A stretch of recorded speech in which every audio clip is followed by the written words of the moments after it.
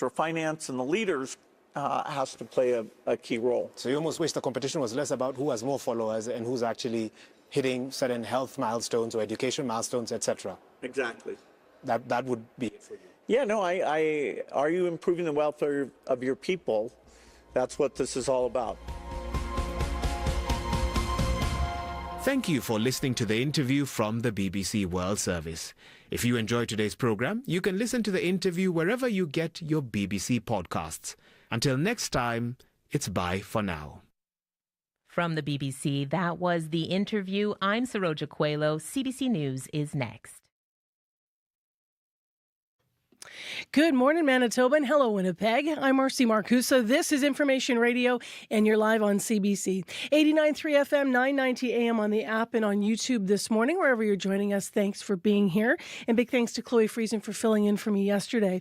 In Winnipeg today, a few showers ending early this morning, mix of sun and cloud, hazy and windy this afternoon. Winds northwest 30 to 50, and it's going to feel like 23 is the high, but with humidex 26 degrees. Also in Brandon, few showers ending this morning. Similar forecast to Winnipeg with a high of 22. And up in Thompson, a 30% chance of showers, widespread smoke, and a high of 9. Information Radio, your morning show is on until 8:37 a.m. If you need us on the commute between now and then, you're going to call Sierra Sanders, who's also directing the show. Good morning. 788-3093 to reach Sierra. Abby Adiemi's also here covering the forecast and behind the controls, our senior tech. Hi, Abby.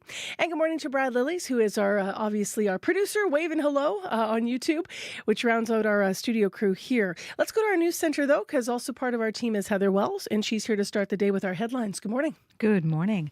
Well, security incidents at the Millennium Library have spiked since a community information hub was closed. Incidents at the downtown Winnipeg branch rose by nearly 70% in the first quarter of this year compared to last year.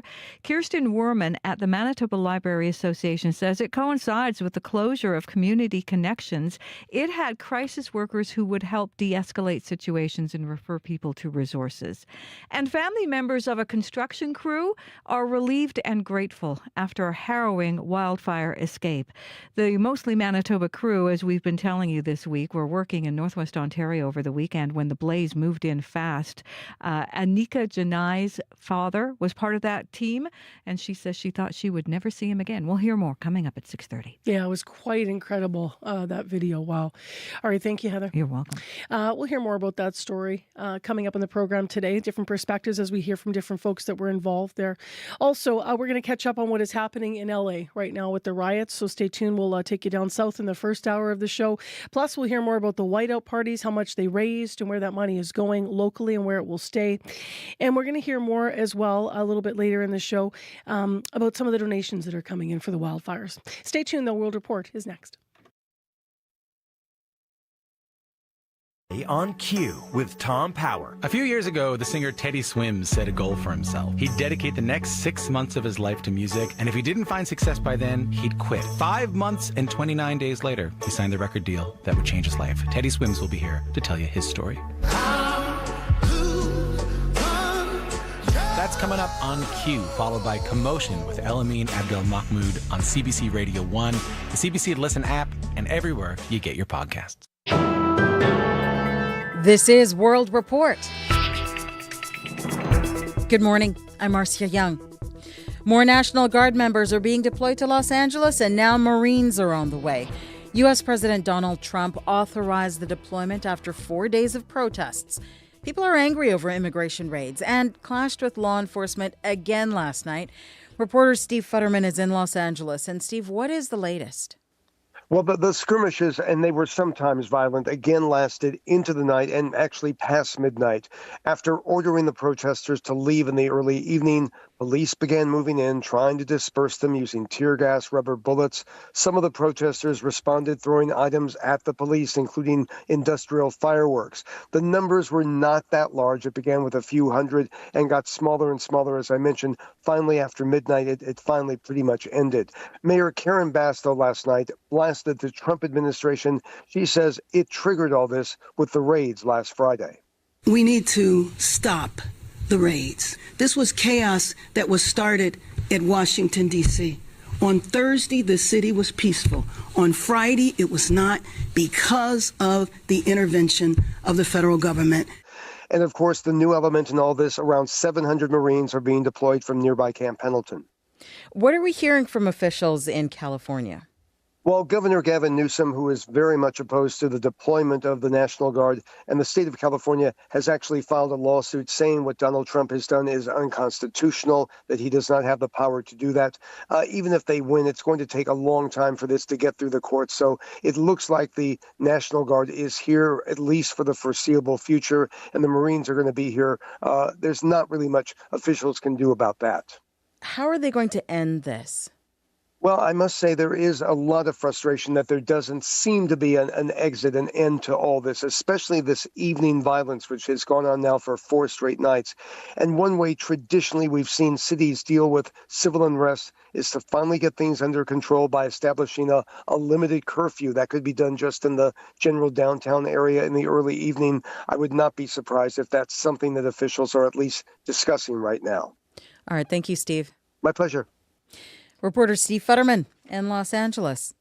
Canada's military has now evacuated more than 700 people from Sandy Lake First Nation. A wildfire is threatening their community in northern Ontario, and evacuees are being brought south in CC-130 Hercules aircraft. And here is CBC's Sarah Law.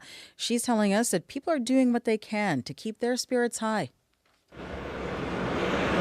Sleek grey Hercules aircraft have been in and out of Thunder Bay since Sunday, carrying hundreds of evacuees from Sandy Lake First Nation. The remote OG Cree community has been threatened by the region's largest wildfire, which is more than 156,000 hectares large. An evacuation hub has been set up at Thunder Bay's airport. There, food, drinks, and toiletries are being given out before evacuees are sent to Kapuskasing, Cornwall, or Mississauga. Sandy Lake's Dakota Fiddler says it's been a tough few days. Because we're all scared that our community might burn down. Ontario's Ministry of Emergency Preparedness and Response says the province is working with the federal government, Indigenous leadership, and Canadian Armed Forces to keep evacuees safe. Members of Sandy Lake's Band Rep program are leading the way, from getting people supplies to having an elder offer interpretation services. Rachel Anishinabe is the program's manager. We know what they need, just having somebody that's familiar. Recent rainfall has offered some reprieve to fire rangers, but Fire Information Officer Chris Marchand says dry conditions run deep. That moisture deficit in the ground is a concern as it makes the landscape very receptive to lightning fires. Still, evacuees have a motto to keep their spirits high. Don't panic, eat panic. Despite the difficulties, the evacuation hub is full of takeout cups, pizza, and laughter. Sarah Law, CBC News, Thunder Bay, Ontario. Don't panic, eat bannock could be a useful motto in Alberta. There are still 7 significant wildfires burning across that province, and most of them are classified as out of control. But the fire crews in Alberta are about to get some help from down under. Vicky Campbell is with the New South Wales Rural Fire Service in Australia. She says 80 firefighters and a team of logistical experts have been deployed to Canada.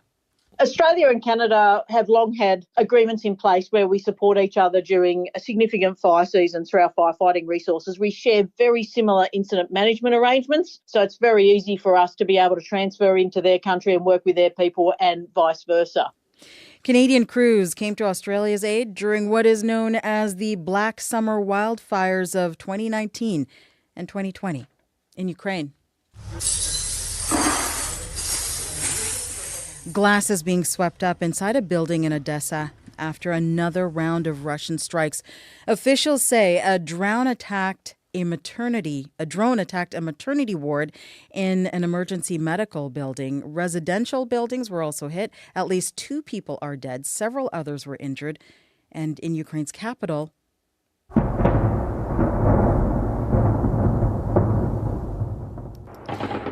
explosions and gunfire were constant throughout the night in Kyiv, sending at least 4 people to hospital. This is the second day of a Russian assault on Ukraine. President Volodymyr Zelensky says it was one of the largest attacks since Russia's full-scale invasion. Israel says Greta Thunberg is leaving Tel Aviv on a flight to France, and it expects the other 11 activists who tried to sail into Gaza will also be deported. The crew of the Madeleine was intercepted by Israeli forces yesterday. Their humanitarian aid ship was attempting to break a years-long naval blockade of Gaza. Crystal Gomansing has more from Jerusalem. More than 24 hours after Israeli forces boarded their vessel, the pro-Palestinian crew members of the Madeleine arrived at the airport in Tel Aviv. A picture of Swedish activist Greta Thunberg on board a plane was released by Israel's foreign ministry, saying she was heading home on a flight through France. Israeli officials dismissed her and her crewmates' efforts to reach Gaza as a publicity stunt, describing it as the selfie yacht. In Paris, people chanted, "We are all children of Gaza." Support for the Madeleine and its mission led to rallies across France and in the UK. In Sweden, the foreign minister reported a record number of calls about Thunberg's detention after a pre-recorded video requesting the public demand her release circulated widely online. I urge all my friends, family and comrades to put pressure on the Swedish government to release me and the others as soon as possible. Meanwhile, France's foreign minister says only one French national is heading home. The others, who were on board the vessel organized by the group the Freedom Flotilla Coalition, refused to sign deportation agreements. They are now subject to a forced expulsion process. Crystal Gomansing, CBC News, Jerusalem. Canada's only drug overdose hotline says it is a key tool to keeping people safe. It's called NORS, the National Overdose Response Service, and it serves as a virtual safe consumption site.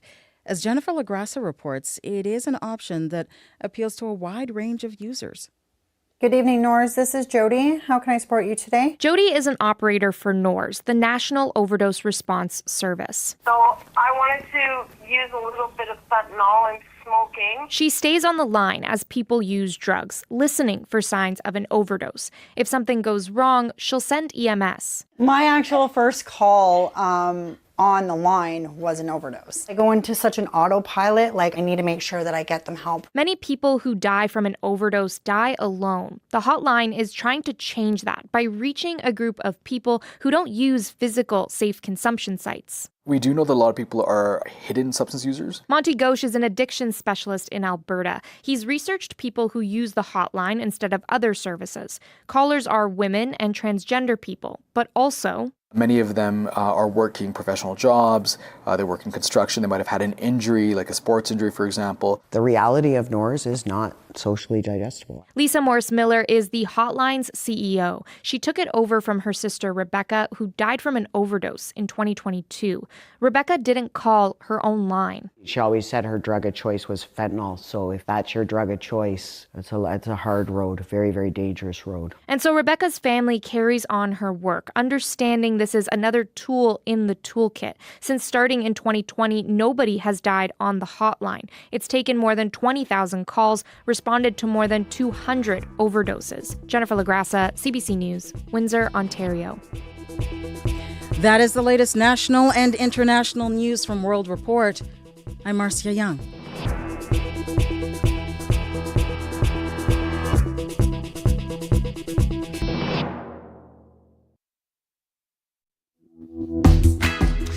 Well, hey there, Manitoba. How you doing? Hanging in there?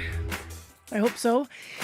Thanks for joining us on CBC. I'm Marcy Marcusa with our team here at the show on 89.3 FM. Might also be on 990 AM on the app or on YouTube. As I like to say, wherever you're joining, thank you. A special good morning to the wildfire evacuees who are in the south from the north as we continue to watch what's happening. We do have air quality advisories still in place today. And in Winnipeg, we'll have a few showers this morning. There's also some rain right now up in Thompson. Abby will have our full forecast in just a moment. This hour on the program, we're going to be talking about more about what's happening in the U.S. As you've just been hearing on World Report, another night of the National Guard in Los Angeles. So stay tuned. We'll talk more about that and get some analysis of what's going on there. Plus, we'll dig into where that whiteout party money is going. If you were at one of the Jets games cheering, you can probably cheer for yourself even further because it's going to support some different charities in our community. You might have started hearing about that yesterday. We've got a bit more of that for you to start the show in a few minutes here. Right now, let's go to Heather Wells, who has today's news headlines. Good morning. Good morning. Well, a former Manitoba NDP candidate and vice president has quit the party over what he calls the premier's leadership and policies. Chris Wiebe quit the NDP in March, but is speaking out now over Premier Rob Canu's support for pipelines. Wiebe says Canu has not done enough to address climate change or other party priorities. And some internationally educated nurses in Manitoba say they feel they're being set up to fail. The Canadian Black Nurses Alliance says nurses of African descent are being reported to Manitoba's nursing regulator at disproportionately high rates. We'll hear about that in our next local news coming up at 6:30. All right, thanks, Heather. You're welcome.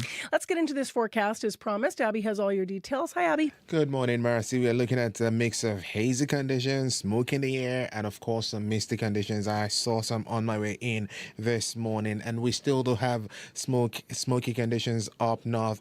Wildfire really bringing poor air quality to a lot of areas. It's spreading from the Interlake region. We're talking about impacting Victoria Beach all the way to Pinawa, and then we're looking across northern Manitoba from the Power Flin Flon all the way down to Gillam. We're seeing a local smoke causing poor air quality and poor visibility also in that region, and it's expected to hang around in this fire region. So if you're living along that axis, you need to take care. If you're having breathing problems, I'd advise you to stay inside as much as possible. In Winnipeg right now, 9 degrees, a mix of hazy conditions all the way down to, you see some mist and you might feel some smoke in the air also. A few showers we saw overnight into the early morning. It tapered off. Now it's going to give way to a mix of sun and clouds as we move through the day. We still do have that slim chance of more showers sometime this afternoon.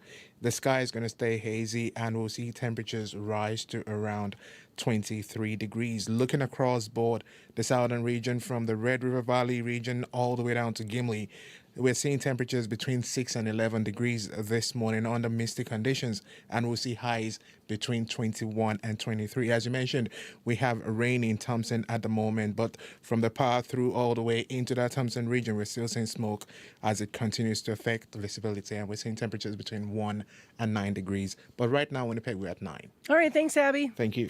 Sierra Sanders has popped into the studio to give us an update on the morning commute. Hi. Good morning. So just getting the morning commute started, but the biggest thing to note this morning is the closure of eastbound Portage Avenue from Main to Westbrook. So those are the eastbound lanes on Portage Avenue from Main to Westbrook. There's some paving work happening, and this work is expected to wrap up this evening, so expect delays in that area throughout the day. If there's anything slowing you down out there, you can give me a call on the CBC commuter line. That's 204-788-3093. And of course, people might want to watch for bikes, because with Bike Week happening, sometimes people try to get into it, right? If they're not, regular cyclists, they're like, maybe this will be the week that I'll try. So you might want to watch for that as well. Are you a cyclist? I am not. No, me neither. I don't even have a bike. I have a bike, but it's still at my parents' house, and I just haven't gone and gotten it yet. It's a funny thing, cycling. And then when you do get on it, I don't know if I shouldn't project, but for me, when I do happen to get on a bike for anything, usually it's for work, full disclosure, to do a story or something, I think every time I get off, I think, why don't I do this more? You know? I have the same feeling. I think I do it the most at my cottage, honestly, just in the back rows, the back lanes. That's where I probably do it the most, honestly. So sell us, people. 788-3205. Why do you bike in the city?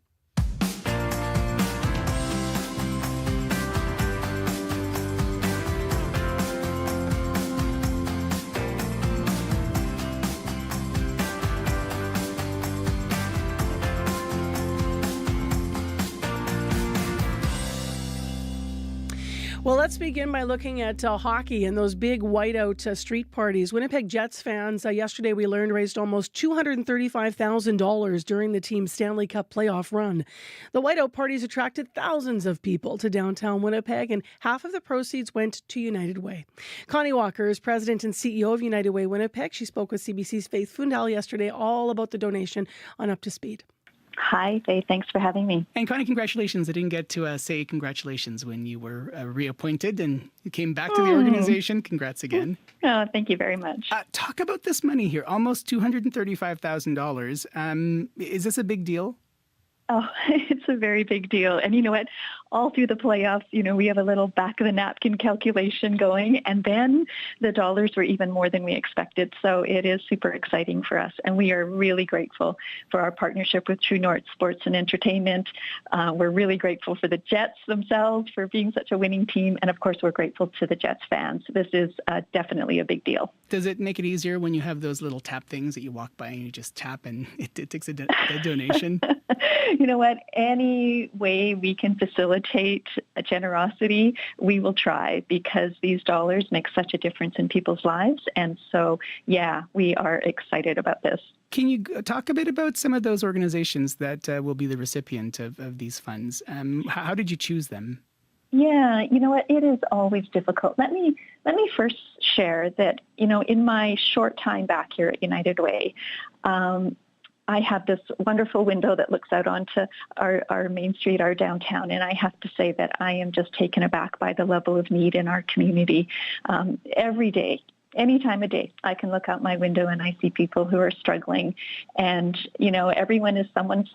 I watch someone's daughter, someone's sister, someone's son or brother, uncles, aunts. I see grandparents, and so I find it just heartbreaking. And we are so fortunate to have, an ecosystem of organizations in this city that work tirelessly to support community members. And I've also been out to a number of frontline agencies in the last couple of months, and I know how hard their teams are working. And I know they never give up trying, because we know it just takes the right support at the right time to change people's lives. And these agencies are there for people every day and every night, and we're just so grateful. What a long way to answer your question. Let me jump in now. It's obvious that you care very much about this. I do, which is why I'm so excited to be part of this announcement today. So this year, the dollars will go to 4 critical organizations. Dinawaymak is one of those organizations. They provide 24/7 accessible space and showers and food and sleeping accommodation short-term, and help people access housing longer-term. The second is the Downtown Community Safety Partnership, which is providing non-emergency response and outreach, and they're connecting people 24/7 with resources and services. Just a tremendous work being done. A third is Velma's House. Velma's House provides 24/7 safe space for women, and they're providing those basic needs: food and shelter and clothing, hygiene and harm reduction supplies, access to healthcare referrals and housing and mental health supports and more. And then finally, OPK, which is literally across the street from us. Mm-hmm. OPK does amazing work, mostly focused on young men, and many of whom are Indigenous, many of whom are gang involved and hoping not to be. And they're there to support on issues of mental health and again, supports related to substance use and connecting with systems and just helping people to find their way. So we're excited about all 4 of these investments and the incredible work these groups do. Did you get to choose them before, ahead of time, or was this something that you saw, hey, look, we have almost $235,000, let's pick some organizations, or did you pick ahead of time? Yeah, well, we knew through our partnership that we wanted to focus on mental health, addictions, recovery, and housing and homelessness. And then as the Jets kept winning and we kept that back of the napkin calculation running, we knew that with each win we were going to have a little bit more money to spend. And so the team really, tries to be really thoughtful about the organizations to invest in for this round. And those choices are always very, very difficult, Faith, because so many organizations are doing incredible work. But these were the 4 that were selected this year. What did they say when your folks / when you went to their organizers, the folks at the top, to say, hey, we have this money, would you like it? Oh, well, folks are always thrilled, of course, because resources are stretched thin across the sector. And as I mentioned, teams are working really hard and teams are tired. It was wonderful connecting with Cheryl at OPK and to hear her say, you know what, we're not even quite sure yet what we're going to do with the money. It's so unexpected. And so they are going to take a little bit of time and think about how can they best use those dollars to support people. Across the board, just excitement about this unexpected gift. And the dollars will be used very, very well, I can assure you. Connie, thank you for making space to talk, and we'll talk to you again soon, I'm sure. Take care. You bet. Thank you so much. Bye-bye. Connie Walker in conversation with Up to Speed host Faith Fundal. Connie's president and CEO of United Way Winnipeg. They were talking about the $235,000, nearly that number, raised during the whiteout parties during the Jets playoff run. They will be half the proceeds go to the United Way, and then they will go and funnel down to those organizations that Connie was talking about. It's an honor to have you at the White House. The stories that matter. The opportunity is in the partnership. As they happen. There are some places that are never for sale. And what they mean to you. But never say never. Never say never. For news you can trust, stay with CBC News. 6:22 a.m. is the time right now, and in Winnipeg, currently we're expecting today, that is, a high of 23. With Humidex, it's going to feel like 26 degrees, and currently in the city of Winnipeg, it doesn't feel quite as hazy as it has been. It's mostly cloudy this morning, and it is 9 degrees, but there certainly still is haze. There's some rain up in Thompson, and it's 4 degrees there right now. Well, the news right now that a lot of the world is watching is developing in the United States, where there was another night of U.S. troops patrolling the streets of Los Angeles. U.S. President Donald Trump formally deployed an additional 700 Marines to help National Guard members respond to immigration protests against his administration's deportation policies. Trump is defending his decision to send in the military without the agreement of California. Gavin Newsom, the California governor, is suing the Trump administration for that. Now, in another huge story, though, there's also an epic bust-up, of course, between Trump and billionaire Elon Musk. So we have a lot to talk about with Niambi Carter, who's a professor at the School of Public Policy at the University of Maryland. She is in Washington and has been on our program before. Good morning. Good morning. I graduated in 1992, and I vividly, always remember vividly when you're 18, Yes. right? And Yes. I'm thinking like National Guard, streets of, the States, and Rodney King. And this hasn't happened since then, right? No, not at all. I mean, the only time you really see National Guards, men and women on the streets is when there's a natural disaster or some, great national tragedy like Hurricane Katrina, like September 11th, those kinds of things. You don't typically see National Guard deployed against American citizens. So what's the latest out of LA overnight?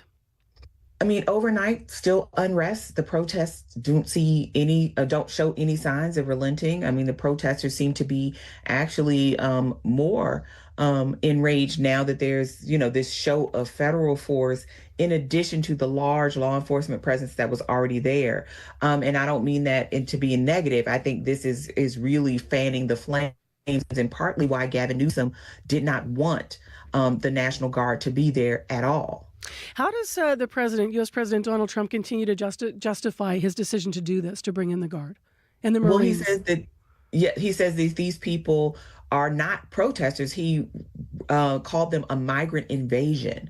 He's kind of recasting this lawful activity as an invasion, and is saying that it is a violation of his ability to enforce federal immigration law. And so he is really recasting this as sort of a law and order effort and an attempt to restore order so that he can complete these immigration raids. I heard some of the Democratic leaders in your country yesterday imploring to the folks that are there, to remember that to try to remember to be calm, because every image that comes out that looks, violent could be spun and used to feed the narrative that you're talking about for how Donald Trump is justifying this.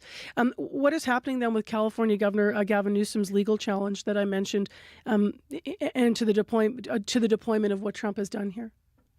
Yeah, I mean, I think it's going to take a moment to wind its way through the courts, but we also assume that Donald Trump will respect any kind of restraining order or injunction or any kind of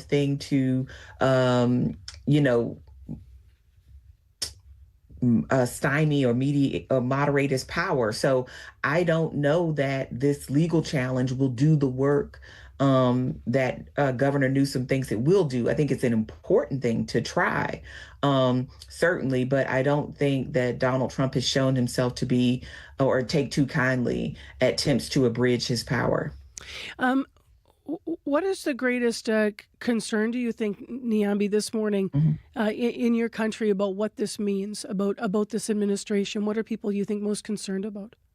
I think people are concerned about the lawlessness of some of these actions. I mean, it is one thing to have disagreements with people. It's another thing to deploy our military against our own citizens. I think that is a step that many people are looking at as a bridge too far. I think it also looks like, part of his larger kind of petty grievances that he has with Governor Newsom, but also the state of California. And I think other states like Maryland, my home state, is paying attention because we're right next door to Washington, D.C. And Maryland is a blue state by and large. We have what Donald Trump considers to be a liberal governor, and there are many places around the state that are sanctuaries to migrants. And so I'm wondering if he is able to be successful at these efforts in a state like California. Will he do this to other states that he has a problem with, like Maryland, like Maine, and other places? So I think many states are on notice and paying attention, because if he is able to erode that federal-state relationship and the sovereignty of states, then there are really no limits to his power. And then you're in uncharted territory historically in the States. Absolutely. We haven't seen that. You haven't seen that in your country. No. I want to ask about the relationship. I alluded to this because the other story that is, making a lot of news is what's happening between President Trump and Elon Musk. They're both now threatening each other. What are your reflections on the significance of the bus stop beyond the fact that I'm pretty sure that most people predicted this? Well, I mean, small men with big egos and very large platforms do not make a happy relationship. I mean, I think, look, Elon Musk is a symptom of a larger problem with the Donald Trump administration. He gave a private citizen unprecedented power. We've never seen anything like it. I mean, Elon Musk didn't make himself. He is not a Marvel villain. He is a regular man that 9 months ago did not have this authority. And the only reason he had it is because Donald Trump gave it to him. And the fact that we gave so many civilians, not just Elon Musk, but all the people that work under this Doge organization, so much power and so much access to our personal information as citizens is cause for all of us to be alarmed, because you can't run a business like a government. And I think if nothing else, we know this, and we should know this. We saw what Elon Musk did to X, and something similar happened to our federal government. There are over 50,000 people who are either unemployed or in some sort of limbo because of their federal employment being cut off or being, phased out. And that is not a way to run a country. And so I think we see the evidence of mismanagement here. And again, Elon Musk is a symptom. Donald Trump is the problem. Thank you very much for being with us. Appreciate your analysis always. Thank you so much. That's Niambi Carter with us, professor in the School of Public Policy at the University of Maryland. We reached her in Washington, and she misspoke there, just meaning to say you can't run a government like a business. Her further points clarified that, but I just thought I would slightly make that shift of that misspeak. We want to mention that in traffic this morning, you might see a lot of bikes. It's Bike Week. That continues. 788-3093 if you want to reach Sierra and let her know if anything's going on in your commute we should be aware of. And still we have business news right after your CBC Winnipeg News. This is CBC News. Good morning. I'm Heather Wells in Winnipeg. At 6:30, it's 9 degrees. It's going to be a little bit warmer than yesterday. Mix of sun and clouds, slightly on the windy side again, with a high today of 23. Slight chance of showers again through the day. More on that story of a harrowing wildfire escape. A Brandon man feared the worst after he and a crew of construction workers had to huddle in a shipping container to escape the flames raging in northwest Ontario. The crew had been working near Sandy Lake First Nation on the weekend when a wildfire moved in fast. Carl Janai says it was just smoke and bright red flames. Didn't think I was going to make it, but I just accepted it, man, and started helping out the guys and calming them down. A couple of guys, and then the lady asked me if she was going to be okay. I said, you'll be okay. Most of the workers were employed by Sikvis Northern. In a statement to CBC News, the company hailed the crew for its courage and professionalism. It also says it is offering supports to the impacted workers. You can watch video of this harrowing escape on our website, cbc.ca/Manitoba. A former Manitoba NDP candidate and vice president has quit the party over what he describes as Premier Rob Canu's top-down leadership style and unprogressive policies. CBC's Bartley Kivas reports. They campaigned as progressives, but they're governing as conservatives. That's Chris Wiebe, a University of Winnipeg chemistry professor who ran for the NDP in Dawson Trail in 2023. Wiebe also served as the party's vice president for southern and southeastern Manitoba. He quit the party in March, but has decided to speak out now that Premier Rob Canu is musing about oil pipelines. We had multiple meetings with Mr. Canu throughout the campaign as candidates to talk about policy.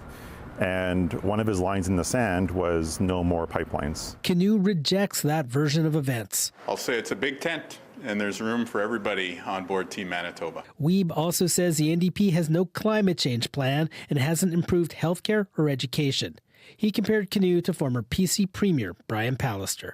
Bartley Kivas, CBC News, Winnipeg. Some nurses who are new to Manitoba say they're being watched rather than supported. The allegation is from OVA Onagbiboma with the Canadian Black Nurses Alliance. It comes after Manitoba's nursing regulator says it's receiving a high number of complaints about labour mobility registrants. These are nurses who live in Manitoba but get licensed elsewhere. Onagbiboma says some of these nurses, many internationally educated, are being unfairly scrutinized. There are nurses with 2 postgraduate degrees. There are nurses with degrees that they've gotten from foreign countries that are being scrutinized, criticized, questioned on validity. And then when investigated, all those claims are unsubstantiated. Onagbiboma says the healthcare system has a responsibility to properly train these nurses so they aren't being set up to fail. The nursing regulator tells CBC the majority of internationally educated nurses who work in Manitoba do so without any issues or complaints. Manitoba's geography has this province poised to be an important player in interprovincial trade. The federal Liberals have introduced the One Canadian Economy Act. Asper School of Business Associate Professor Dan Shin says Manitoba stands to benefit because it's a main corridor between bigger trading provinces like Alberta and Ontario. Shin says that could lead to improvements in infrastructure and transportation here. Our province would have to have a lot more flexible or open borders for these trades so that transportation and trucking can happen consistently from one to another. The bill would also recognize provincial standards for services and labor, which could open up job opportunities, he says, and give employers more candidates to fill a position. You can hear more on this story coming up later today on CBC's Radio Noon. A Winnipeg library advocate says it's no surprise security incidents at the city's downtown branch have shot up. A city report shows the number of incidents at the Millennium Library rose by nearly 70% from January to March this year compared to last year. Kirsten Werman at the Manitoba Library Association says it coincides with the closure of the Community Connection space. It had crisis workers who would help de-escalate situations and refer people to resources. I said this in my last delegation to members of council back in January, and not just me, but many, many other people said that staffing is really important to make a safer space in which to work and to visit. The increased number of incidents at the downtown library happened despite attendance dropping by more than 7%. Manitoba's highest court has ruled a judge erred in allowing a man who pleaded guilty to child luring to serve his sentence outside jail. The man had arranged to meet up with a Winnipeg police officer who was posing online as a 14-year-old girl. He was 33 at the time of his arrest. The judge who sentenced him had imposed a conditional sentence of 2 years less a day, but in a written decision released late last month by the Manitoba Court of Appeal, he was resentenced to 18 months to be served in custody. The appeals court says the conditional sentence was not proportionate to the gravity of the offense and the man's degree of responsibility. And in the NHL playoffs, Rodriguez scores. 6-1 is Evan Rodriguez. Edmonton gets clobbered. The Florida Panthers now have a 2-1 series lead in the Stanley Cup final following a 6-1 victory over the Oilers in Game 3. Game 4 takes place Thursday. You can find more news updated throughout the day at cbc.ca/Manitoba. Geez, I got through the first period. It was 2-0, and then I kind of gave up on it. It's not the Jets. I'm kind of like, watching hockey light. But this morning I saw the score, and I'm like, whoa. What happened? Wow, that must have been a hard game for them to even get through once they start scoring all those goals. No kidding. So we'll see what happens, as you said. All right, thanks, Heath. You're welcome. I do like watching the Canadian anthem being sung, though, like in Canada, like when they're, when they're in Edmonton for the games, the first 2 games. It's just such a nice thing when everybody's singing at the top of their lungs. Love it.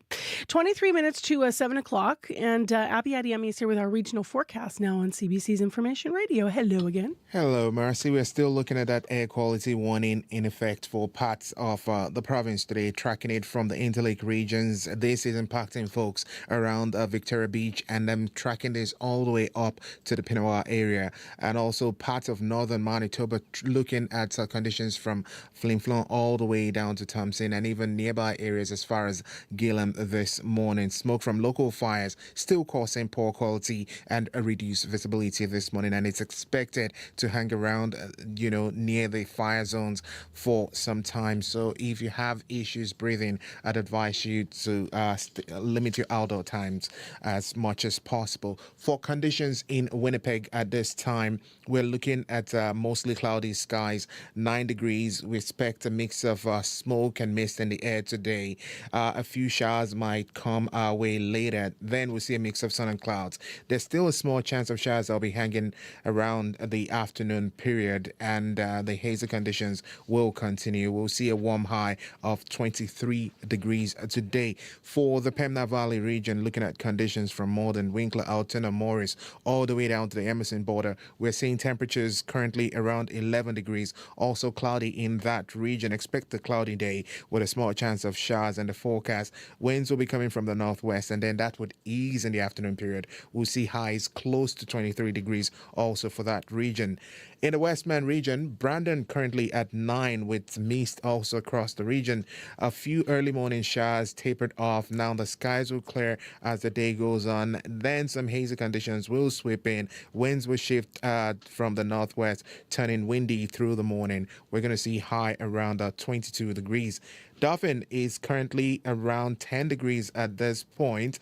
Mist also in the air. Today is expected a mix of sun and clouds, a slim chance of showers in the afternoon. The skies will stay a bit hazy, but that would see some windy conditions coming from the northwest as well. High will be around 21. For the Interlake region, Gimli and the rest of surrounding areas, we're looking at temperatures around 6 degrees at this time, with a few showers from early this morning tapering off. That should give way to a mix of sun and clouds for most of the day. Now there's a slim chance of showers returning again late in the afternoon. The day would warm up to 21 degrees. Now for the Power Flin Flon nearby areas, we still have smoke in the air, 8 degrees, and air quality warning in effect for the region. region. The smoke will continue to reduce visibility and, of course, breathing issues in that area. But we do have periods of rain in the forecast so that might bring a bit of relief to that part of the province. And it will be coming with a risk of thunderstorm in the afternoon, though the widespread smoke is still going to be hanging around. We're looking at 5 to 10 millimeters if this system comes through, and we'll see highs around 14 degrees. Thompson is currently at 4 degrees right now. Light rain still falling there, but there's smoke in the air, warming up to 9 degrees. And then in Churchill is a cool part this morning at 1, mostly cloudy. We still have a slim chance of showers in the forecast. Some fog patches are spotted this morning. They should be dissipating, and we'll see the winds coming from the northeast. Highs we're just going to stick with 1 degree all through in Churchill today. All right. Thanks, Abby. Thank you. A lot colder up in Churchill than it is here, right? It's 20 to 7, and Sarah Sanders is here to tee up our commute today. Hello. Good morning. David gave me a call. He says visibility on Highway 15 from Dougal to Enola, just past Dougal, I should say, starting around the town of Glass. He says it's about 200 meters of visibility in front of him, so drive with caution if you're out there. And then again, just a reminder about the closure of eastbound Portage Avenue from Main to Westbrook. Eastbound lanes on Portage Avenue from Main to Westbrook are closed until this evening due to some paving work happening, so expect delays in that area throughout the day. If there's anything slowing you down out there, give me a call on the CBC commuter line 204-788-3093. All right, thanks a lot, Sierra. Well, next on the show, let's go to what is happening in the situation in business news and different business stories. One of them actually is going to tie right into our news because, as you might have been hearing, the minister responsible for emergency measures, Lisa Naylor, said yesterday visitors are important to Manitoba, but right now she's asking people to reschedule their trips here to help free up hotel rooms for the 21,000 fire evacuees. Now, I'm mentioning that ahead of business news with Christelle Ramlichan because, as you're about to hear, domestic travel is actually up in this country. Good morning, Christelle. Hey, good morning, Marcy. So what do the numbers tell us tourism-wise about where people are traveling? Yeah, so you're right. The tourism sector is seeing a surge in domestic bookings, and that's even despite a drop in U.S. visitors. So while the number of Americans who visited Canada by car fell nearly 11% in April, which is actually the third straight month of decreases, economic patriotism has stoked some curiosity in Canadian destinations. So Canadian vacationers boycotting the U.S. could net the country's tourism sector up to $8.8 billion in extra business this year. And that's according to a report from the Conference Board of Canada.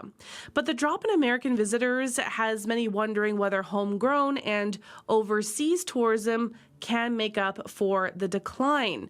Visitor volume from China, previously a key source of tourists, sat at just 40% of 2019 levels last year, and that was amid ongoing restrictions on group travel to Canada. The federal government imposed new visa requirements on Mexican visitors last year, making it more difficult for tourists from that country to visit here, and travel from India has also been down for a number of reasons.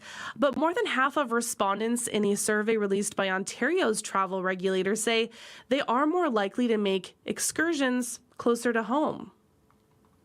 To another story, Getty Images is facing off against artificial intelligence company Stability AI. What's going on here? Yeah, so a major copyright trial is playing out in a London courtroom between the stock image company and the AI company.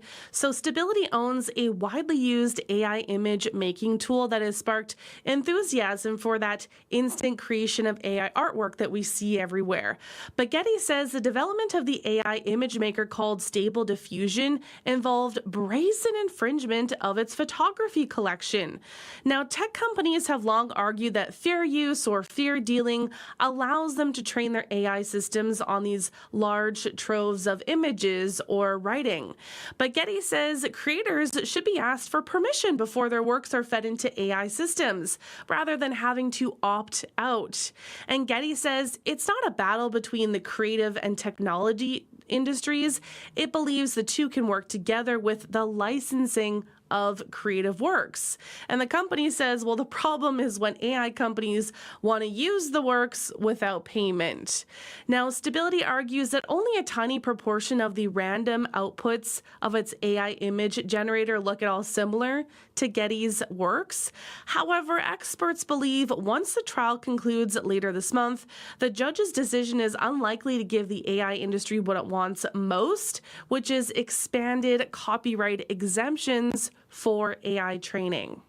We had a number of local artists on here, actually, illustrators, graphic designers that are concerned about exactly sort of this issue when you look at it. So they'll be watching the case, I'm guessing.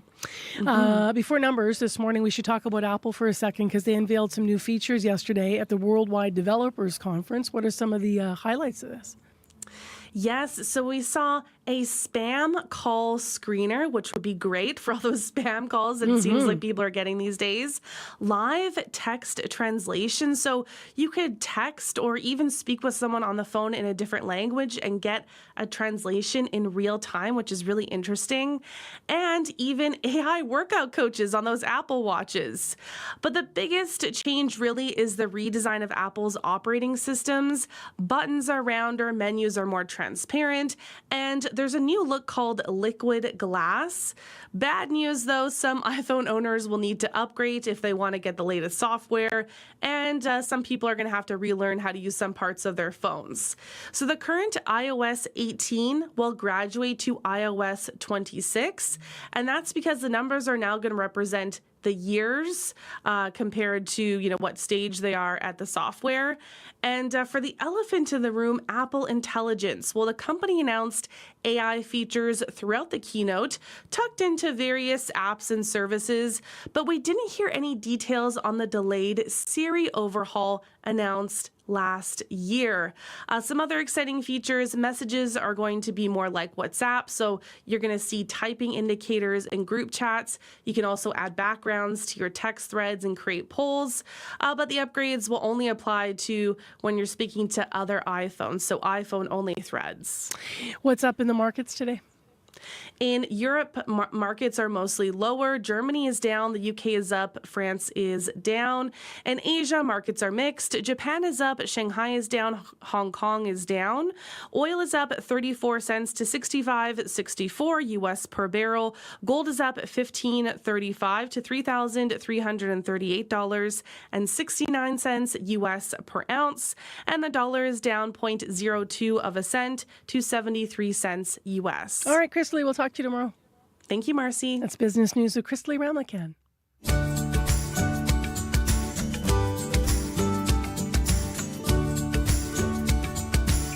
Well, let's get right to our next story as we return to the wildfire situation in this province. A team of railway workers has been doing everything possible to keep railway bridges from being destroyed by the wildfires in the north of Manitoba. They've been taking care of 16 water pumps that are spread all along the railway route.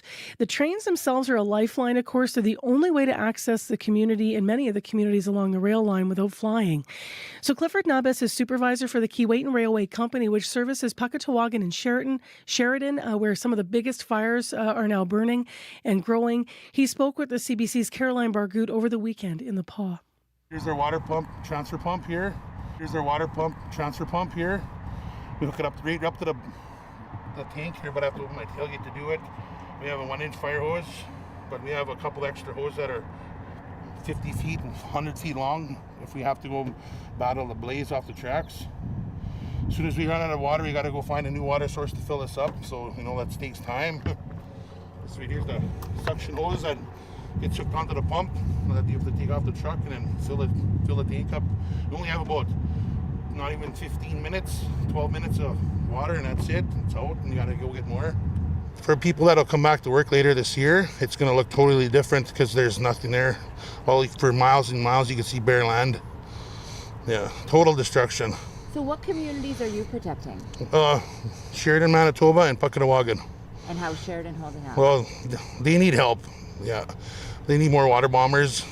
Yesterday when we left the community, they were just setting up a new fire guard on the southeast of Sheridan because they're anticipating a wind change. And it was all on fire yesterday around a lake, Best Lake it's called. and those flames are rolling through the top of the trees, and that's, how big a tree is, like 30, 40 feet, so the flames are higher than that. What is it like for you when you're driving in there? Like, don't you feel like you're in danger? Absolutely, but if we don't do it, we'll lose the battle, and all the time we spent out there will be for nothing, because one bridge wash burns down, that's anywhere from 4 to 6 weeks to 2 months to repair. And these bridges are carrying goods or people? Everything, goods and people, because our train is mixed. It takes passengers and freight. It goes to Puck twice a week, Monday nights and Thursday nights, comes back Tuesday and Fridays. But now it hasn't run for almost 2 weeks now. Has everyone cleared the community of Puckatawagan? Not everyone. They have an emergency crew there, making sure the fires don't re-enter the community. And they actually have, there's one man there taking care and feeding all the animals at Puck. That's where we took all the dog food up yesterday, the first load, and I'm sure there's going to be many more loads going whenever it does arrive at the paw. What precautions are you taking to protect you and your men? All we can do is, if the fire's too big, you will have to wait till it settles down or rolls by. But majority of the time, you got to get through it. You can feel the heat right through the side of the windows. There's a few times we've drove through fire where it's actually raining fire on the window. So it's pretty intense there for a few moments, and you can't stop because there's usually 1 or 2 vehicles behind us coming out. Clifford Naba speaking on Sunday to CBC's Caroline Bargout. Clifford is supervisor for Keewatin Railway, which services Puckatawagan and Sheridan, as we now are getting our first look and interviews with those people who are fighting these fires in Manitoba. This morning, 29 active wildfires continue to threaten communities in our province. 21,000 people have been evacuated north to south. It is 9 minutes to 7 o'clock, and up next on the show. In a darker, more competitive world, Canadian leadership will be defined not just by the strength of our values, but also the value of our strength. And simply put, if we want a more reliable world, we need a stronger Canada. That's Prime Minister Mark Carney talking about the key plank of his response to U.S. tariffs. He's calling it One Canadian Economy. The legislation has been tabled to pave the way now, but with the House of Commons set to rise in 9 days, the path to his vision is getting shorter. Alex Ballingall is here to talk about it, Deputy Ottawa Bureau Chief for the Toronto Star. Good morning. Hey, good morning. How does the legislation aim to address Mark Carney's goal of reshaping the Canadian economy? Like, is there enough in it for this? Can you help us understand? It's a pretty big goal. Yeah, so this is the legislation from last week. Yeah, it's a big goal. It's sort of like the defense spending, framed in the context of the crisis with the United States and the tariffs and the sort of the shift in the United States becoming a much less reliable partner and ally in some ways. So this idea that we need to rely more on ourselves and find other partners, and so this legislation kind of tries to do two of those, two things that kind of advance towards that goal of more self-reliance and other partners. One being internal trade. So there's a part of this bill that would reduce federal trade barriers. Mm-hmm. So that's one part of it. The other part is fast-tracking what they're calling nation building or projects in the national interest. So creating a new process to select and then give those projects a fast track kind of special process so that they can get greenlit and constructed much more quickly than otherwise. So it's those two things kind of packaged into one piece of legislation. Now, this has gone through first reading. What has to happen in the next 9 days for these promises that the PM has made to be put in place, in your view? Well, they need a dance partner, first of all. It's a minority parliament. The Bloc Québécois wants this bill split in two. They want much heavier scrutiny on the nation building part, potentially less objections to the trade barrier part, which seems less controversial. The NDP's voiced opposition to this as well, to the nation building, the process they're putting in place. The Conservatives maybe are a dance partner. They've called it a baby step, doesn't go far enough in their view in terms of removing barriers to development and things. But a baby step. So maybe that's an indication of potential openness, but that's just the House of Commons where there's minority government. Then there's the Senate as well. So it's 10 days away from June 20th. It's not a long time in the context of putting a bill like this through. The government is framing it as it's some of the powers in there for fast tracking. There's a 5-year sunset clause, so they really have packaged this as kind of like an emergency crisis response type thing. But still, 10 days in the calendar before the sitting. Carney has said they want to extend it if necessary, extend the sitting, but we'll have to see how it all kind of shakes out. There's a few balls in the air there for sure. What pushback are you expecting and already hearing? So from environmental groups, part of the nation building aspect, the project fast track aspect of this legislation, it kind of depends how the government would use it, but it does grant the government increased power. So the federal cabinet could they would choose one of these projects to fast track, and then they essentially can choose which environmental laws and regulations apply to their kind of green light review process. So there's a list of them in the legislation, like the Environmental Protection Act, Species at Risk Act, Impact Assessment Act, a bunch of regulations. And the legislation gives the government the power to say, okay, this one doesn't apply, and kind of remove them from the list so they can skirt these regulations and laws in the name of expediency that they're trying to achieve. It doesn't mean they will do that, but the legislation has a section that gives them that authority. So that has been something that environmental groups and experts have kind of noticed and raised concerns about. The other part of it is Indigenous consultations, which I think we've talked about before here, as a concern that's already come up in terms of the crafting of this legislation itself, that there wasn't enough consultation. The government insists in selecting the projects for this process, and through the process itself, there will be sufficient consultations, and they won't choose projects unless there's actual buy-in from the Indigenous communities and nations that are impacted. But still, there are concerns that rights to consultation and free, prior, informed consent might not be met. So those have been raised as well. That there's not enough on the paper to, good faith is one thing, but what is in the legislation that's going to stop that, to speak to the concerns. Appreciate it, Alex. Thank you very much for being with us. Of course. Thanks for having me. That's Alex Ballingall with us most Tuesdays, actually, giving us the view from Ottawa. He's Deputy Ottawa Bureau Chief for the Toronto Star. It's 3 minutes to 7 o'clock now. Let's get into our local news. Heather Wells is here with Manitoba Headlines. Good morning. Well, family members of a construction crew are relieved and grateful after a harrowing wildfire escape. The mostly Manitoban crew were working in northwest Ontario over the weekend when the blaze moved in fast. Anika Janai's father was part of that group. She says she thought she would never see him again. We'll hear more from her coming up. As well, some internationally educated nurses in Manitoba feel they are being set up to fail. That is according to the Canadian Black Nurses Alliance. They say nurses of African descent are being reported to Manitoba's nursing regulator at disproportionately high rates.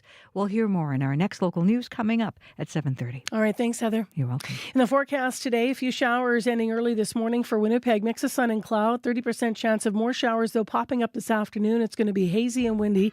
Winds northwest 30 to 50, and our high today 23 with humidex. It'll feel like 26. We already got a call on the traffic line saying that there's a bit of a kind of a foggy, smoky haze. Visibility's being reduced. This is from the town of Glass to I have a NOLA written down. I hope that's right. It is right. I'm just checking with Sierra because Sierra's picking up the line. 788-3093 is the line to call if you have a problem on your commute. And I'll just mention air quality issues. So air quality warning for Barons River, Little Grand, the Paw, Flin Flon, Thompson, Island Lake, Lynn Lake, Gillam, and all around the fire areas up that way. Also for Bissett, Victoria Beach, and all the way extending through Lac du Bonnet and the Whiteshell and Pinawa as well. So smoky to the north, given the conditions and the weather we've got.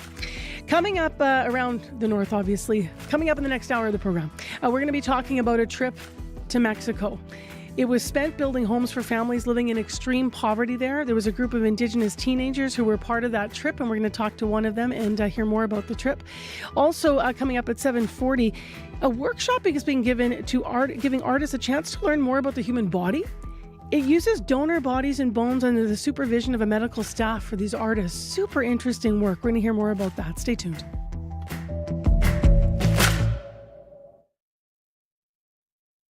Today on The Current. 50 million people work on the oceans every year in everything from fishing fleets to cargo ships. It's the outlaw ocean because even if you know that there's a rule that you're breaking, who's going to enforce it? I'm Catherine Cullen. The ocean is an often lawless place, and journalist Ian Urbina is taking risks to report on it. That's coming up on The Current. The Current, this morning at 8:37, 9:07 in Newfoundland. And This is World Report. Good morning. I'm Marcia Young. They are Canadian citizens, former military, language, and cultural advisors of Afghan descent. At times, they carried out some of the most dangerous and difficult assignments of the war in Afghanistan. And now they're suing the federal government for discrimination. As Murray Brewster reports, they say they deserve the same support as soldiers. I'm a Canadian man. Abdul Hamidi served multiple tours in Afghanistan alongside Canadian troops. He wore the same uniform, dodged ambushes and rockets. Hamidi was a civilian contractor, advising troops on Afghan language and customs, but also eavesdropping on Taliban communications. When he returned home to Canada with post-traumatic stress, as a civilian, he was ineligible for federal help, unlike the soldiers he served alongside. Now, he and his fellow advisors have launched a Charter of Rights discrimination case against the federal government. There's nothing different between us, so if you brought me to this level, you have to answer me. I'm not asking for anything more than that. CBC News has, for the last 6 years, documented the cases of Hamidi and dozens of other advisors. The suit, filed in Ontario Superior Court, argues the former Afghan advisors faced discrimination before, during, and after their wartime service, noting the men were not properly trained or prepared for combat. The Defense Department did not limit their deployments and failed to take care of them post-war. Emma Phillips is a lawyer representing the advisors. On the one hand, they were treated exactly like soldiers in being exposed to the hazards of war. And on the other hand, they weren't given any of the adequate training or supports that we know soldiers require. The federal government has not responded to the claims in the suit. Murray Brewster, CBC News, Ottawa. As Manitoba and Saskatchewan remain in states of emergency and Alberta deals with multiple out-of-control wildfires, there are growing concerns about assistance for evacuees. Some people who've been forced out of their homes say they don't know where to go for help. Alexander Silberman has that story. In northern Saskatchewan, growing wildfires are continuing to keep thousands out of their homes. The village of Arange Mayor Julie Baschuk says some residents are telling her they're hungry and sleeping in tents. We've set up people to basically fall into the depths of poverty the way that this is going. Baschuk says the problems stem from confusion over who is running the emergency response, with the Red Cross, province, and First Nations all involved. Tim McLeod is Saskatchewan's Justice Minister. Everybody's doing their level best to make sure that people are directed where they should. One place people are finding help is a Métis Cultural Centre at Batoche National Historic Site. Melissa Peterson is with Métis Nation Saskatchewan. She's offering large canvas trappers tents for people to stay in and serving northern comfort food like moose liver. The fires do not know borders, and our compassion doesn't know any borders. In Manitoba, wildfires have now pushed about 21,000 people out of their homes. The province received some desperately needed rain in recent days, but not enough, officials say. Kristen Hayward is Assistant Deputy Minister for the Manitoba Wildfire Service. The rain really will touch the top layer of vegetation, and then as soon as any wind or heat comes, it evaporates. Fire crews are hoping for a heavy downpour. Alexander Silberman, CBC News, Regina. Police in Austria say at least 9 people are dead in a school shooting. It happened earlier this morning at a secondary school in the southeast city of Graz. Several students were killed. Police say the suspected shooter is also dead. Russia launched another massive drone strike on Ukraine overnight. Explosions and gunfire lit up the skies over the capital of Kyiv, as well as the port city of Odessa. This latest round of strikes happening as the two countries continue with a prisoner exchange. Anna Cunningham has the latest. This was a 5-hour drone assault on Ukraine's capital.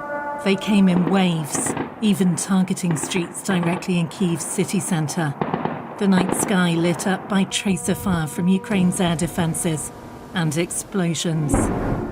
By daybreak, firefighters were still tackling the blazes, helped by helicopters chopping water. There were lots of hits, says Alexander Butko, a Kyiv resident. Surrounded by bricks and glass, he tapes a bag to the broken window of his car. The apartment is gone, he says, looking at the ruins of a residential block. By torchlight in the southern port city of Odessa, rescue workers looked for the injured after heavy shelling. Pregnant women are evacuated from a maternity ward that was badly damaged. These latest strikes come as a second round of prisoner swaps is underway. It was the only concrete agreement to come out of the direct talks in Turkey. The focus this time is on releasing the wounded and those aged under 25. But President Volodymyr Zelensky today once again calling on the world not to be silent. He says Moscow's missiles and drone strikes drown out global efforts to force Russia into peace. Anna Cunningham, CBC News, London. In the United States, there is a scientific committee that advises the Centers for Disease Control on how to use vaccines. Late yesterday, Health Secretary Robert Kennedy Jr. removed all 17 members, and he's promising he will pick all new people to appoint to that panel. Physicians and major public health groups are criticizing the move. Here is Dr. Celine Gounder. This is really unprecedented. This entire process is being injected with ideology in a way that will compromise trust in public health. Kennedy has already taken the unusual step of changing COVID-19 recommendations without first consulting this committee.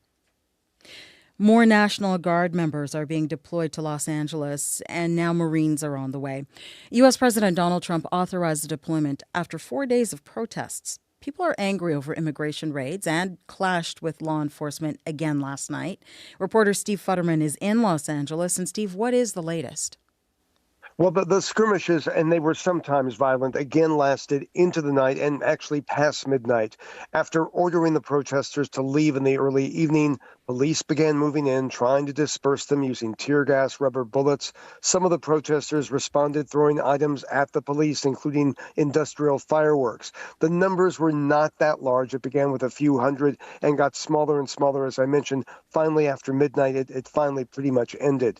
Mayor Karen Bass, though, last night blasted the Trump administration. She says it triggered all this with the raids last Friday. We need to stop the raids. This was chaos that was started at Washington, D.C. On Thursday, the city was peaceful. On Friday, it was not because of the intervention of the federal government. And of course, the new element in all this, around 700 Marines are being deployed from nearby Camp Pendleton. What are we hearing from officials in California? Well, Governor Gavin Newsom, who is very much opposed to the deployment of the National Guard, and the state of California has actually filed a lawsuit saying what Donald Trump has done is unconstitutional, that he does not have the power to do that. Even if they win, it's going to take a long time for this to get through the courts. So it looks like the National Guard is here, at least for the foreseeable future, and the Marines are going to be here. There's not really much officials can do about that. How are they going to end this? Well, I must say there is a lot of frustration that there doesn't seem to be an exit, an end to all this, especially this evening violence, which has gone on now for 4 straight nights. And one way traditionally we've seen cities deal with civil unrest is to finally get things under control by establishing a limited curfew. That could be done just in the general downtown area in the early evening. I would not be surprised if that's something that officials are at least discussing right now. All right. Thank you, Steve. My pleasure. Reporter Steve Futterman in Los Angeles. The protests in L.A. and Trump's response to them made waves at last night's BET Awards. Doechii was named Best Female Hip Hop Artist, and she used that moment to call for justice. I want y'all to consider what kind of government it appears to be when every time we exercise our democratic right to protest, the military is deployed against us. She told the crowd she feels it is her responsibility to speak up for all oppressed people. For Black people, for Latino people, for trans people, for the people in Gaza, we all deserve to live in hope and not in fear. Doechie's words were well received at the BET Awards. The ceremony is meant to honor both Black excellence and social impact.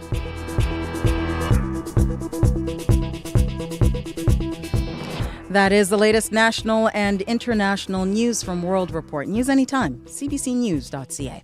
I'm Marcia Young.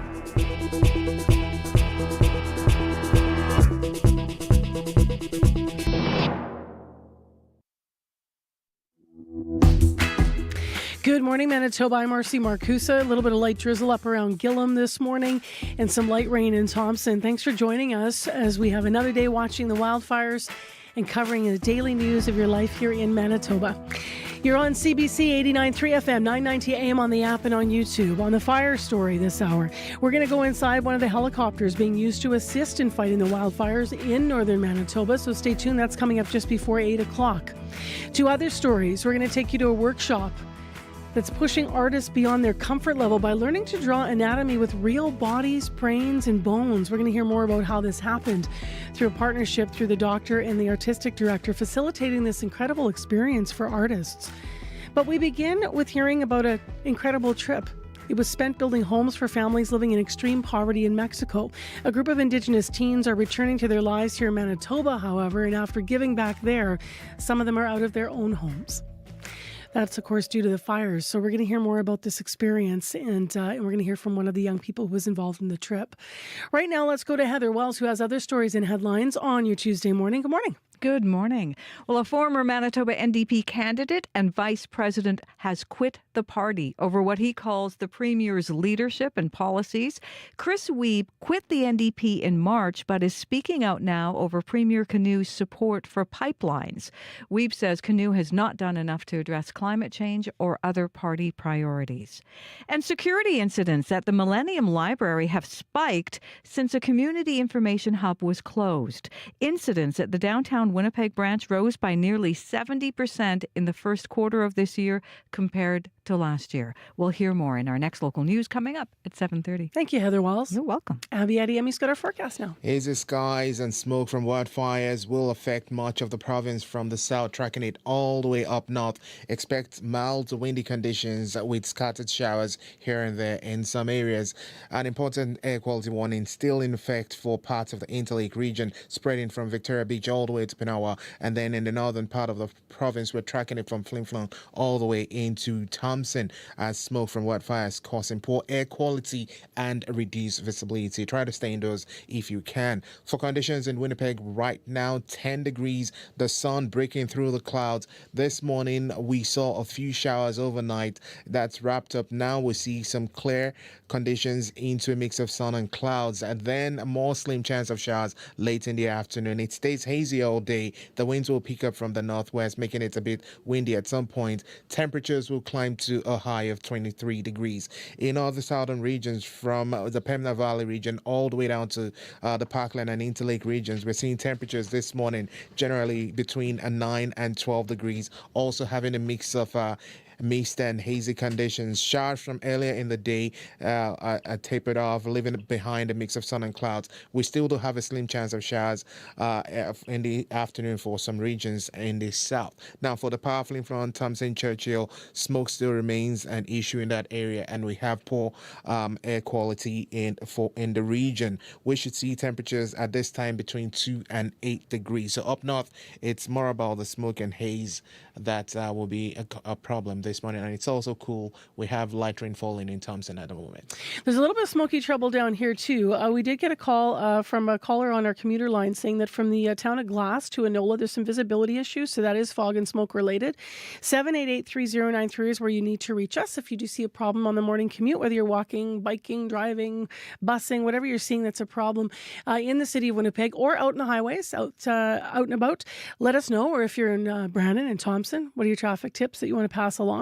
Same number, 788-3093. Remember, 511 for any highway checks, just in case you want to see in fire zones where you should be traveling and where you should not be. That's the number to check, and you can check maps online before you head out as well.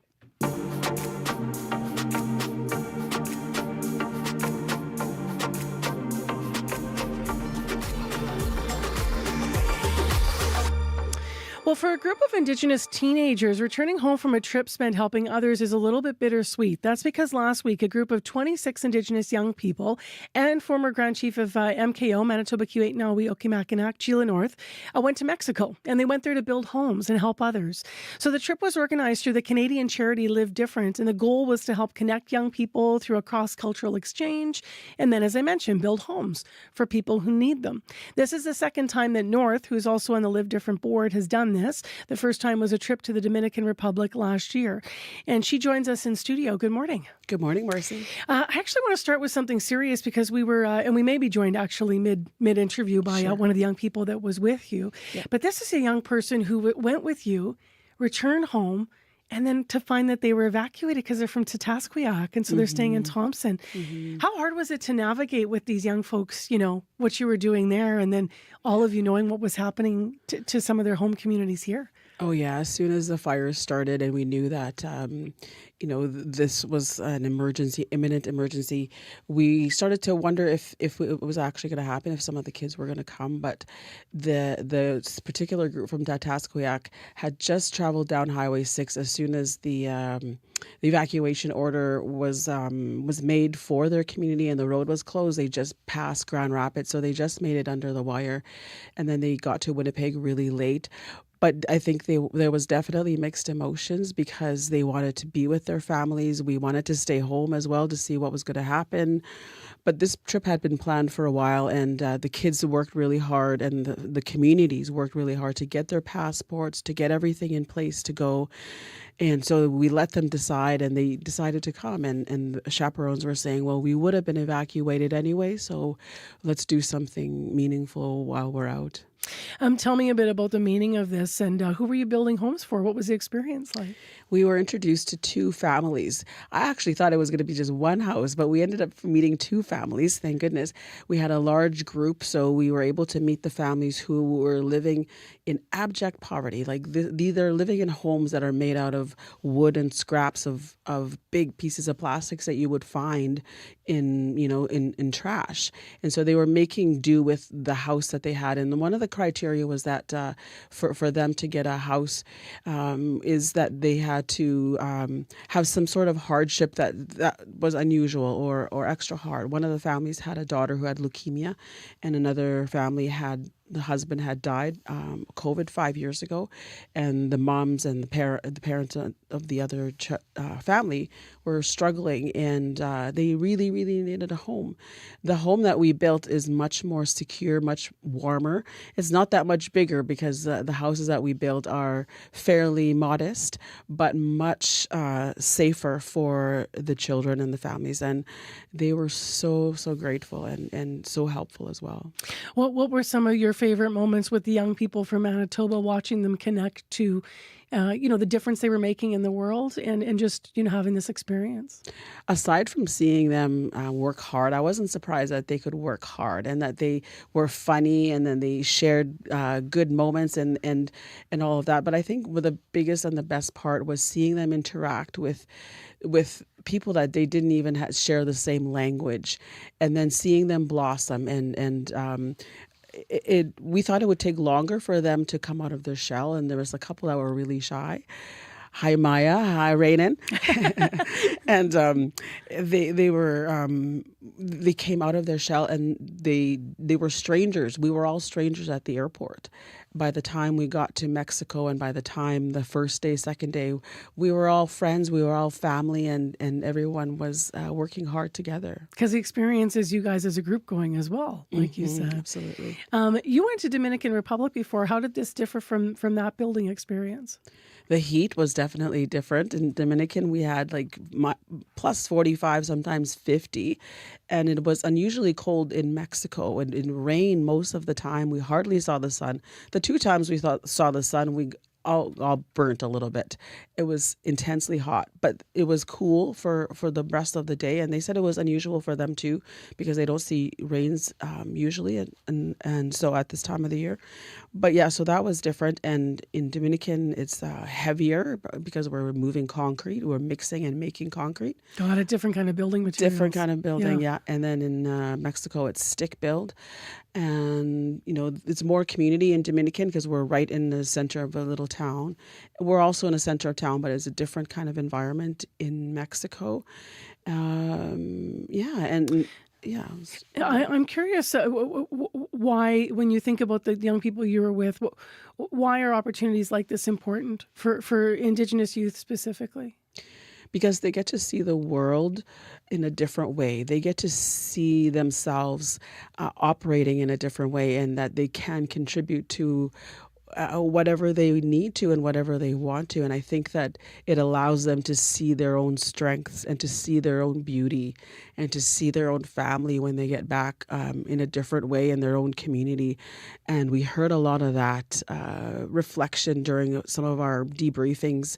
They talked about their own families and their own communities, and they started talking a lot about their dreams as well. We heard a lot of goals and aspirations, and they've had them before, and I don't doubt that they'll get them, especially if we give them the right resources. But it was just beautiful to see how their perspectives changed, and even getting their passports. Some of them were so surprised that this was such an important document that they have for 10 years, and they can go anywhere in the world. It's mind-blowing for them to think that. And because some of them had never been anywhere outside the community, right? Mm-hmm, absolutely. Yeah. Some of them was their first time on a plane. Just last, we'll start where we started. I suspect when they got home, there was a different kind of appreciation and anxiousness to see their families because of the fires. For sure, yeah. We were, especially the chaperones, we work with them to figure out where all the kids had to go, because they were all different places, right? Yeah. And so one went to Brandon, a few in Thompson, and then here in Winnipeg throughout. So we all had to figure that out and make sure that everyone got to the right places. But overall, I think that we did really well. We worked together. But the only thing is, I wish that the rest of the bigger circle would come in and help, because that was our biggest struggle, is finding resources to help to do this.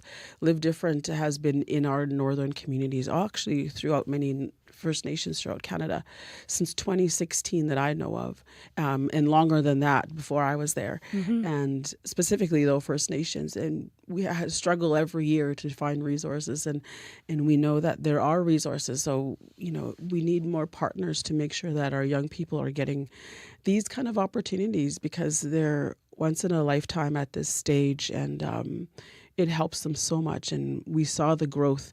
What would have taken 10 years took a week for them to see a different world and to see that they do matter in this world. And yeah, it has a lasting impact. Absolutely. In a short period of time on kids. You still remember, I don't know, I'm like 50, whatever, but I still remember those trips, that I had opportunity to have when I was young. Mm-hmm. Thank you for coming in. Really appreciate having you here to tell us about your latest journey with Live Different. Thank you very much, I would say. That is Sheila North, former Grand Chief of Manitoba, Keewatin-Nawi, Okanagan, and Live Different board member. We had hoped to meet one of the students who was along who spent the week in Baja California. That's a region in Mexico building homes for families, who was also a wildfire evacuee from Tatasqueyak Cree Nation, as were some of the other young people. We were just unable to reach her.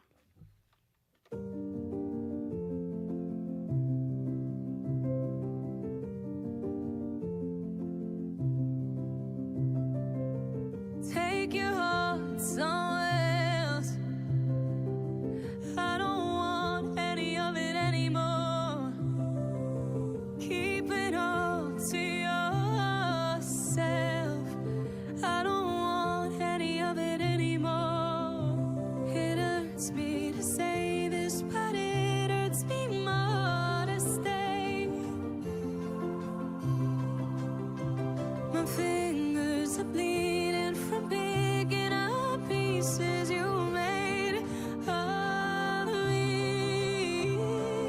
I can't let you in, my delicate skin is far too thin. Porcelain in your too far. It's just who you are. Cold cement and you can't resist. The iron fist you come crashing down till I'm found in pieces, and then you're filled with regret. But soon you'll forget, and I'm left a mess in your hands.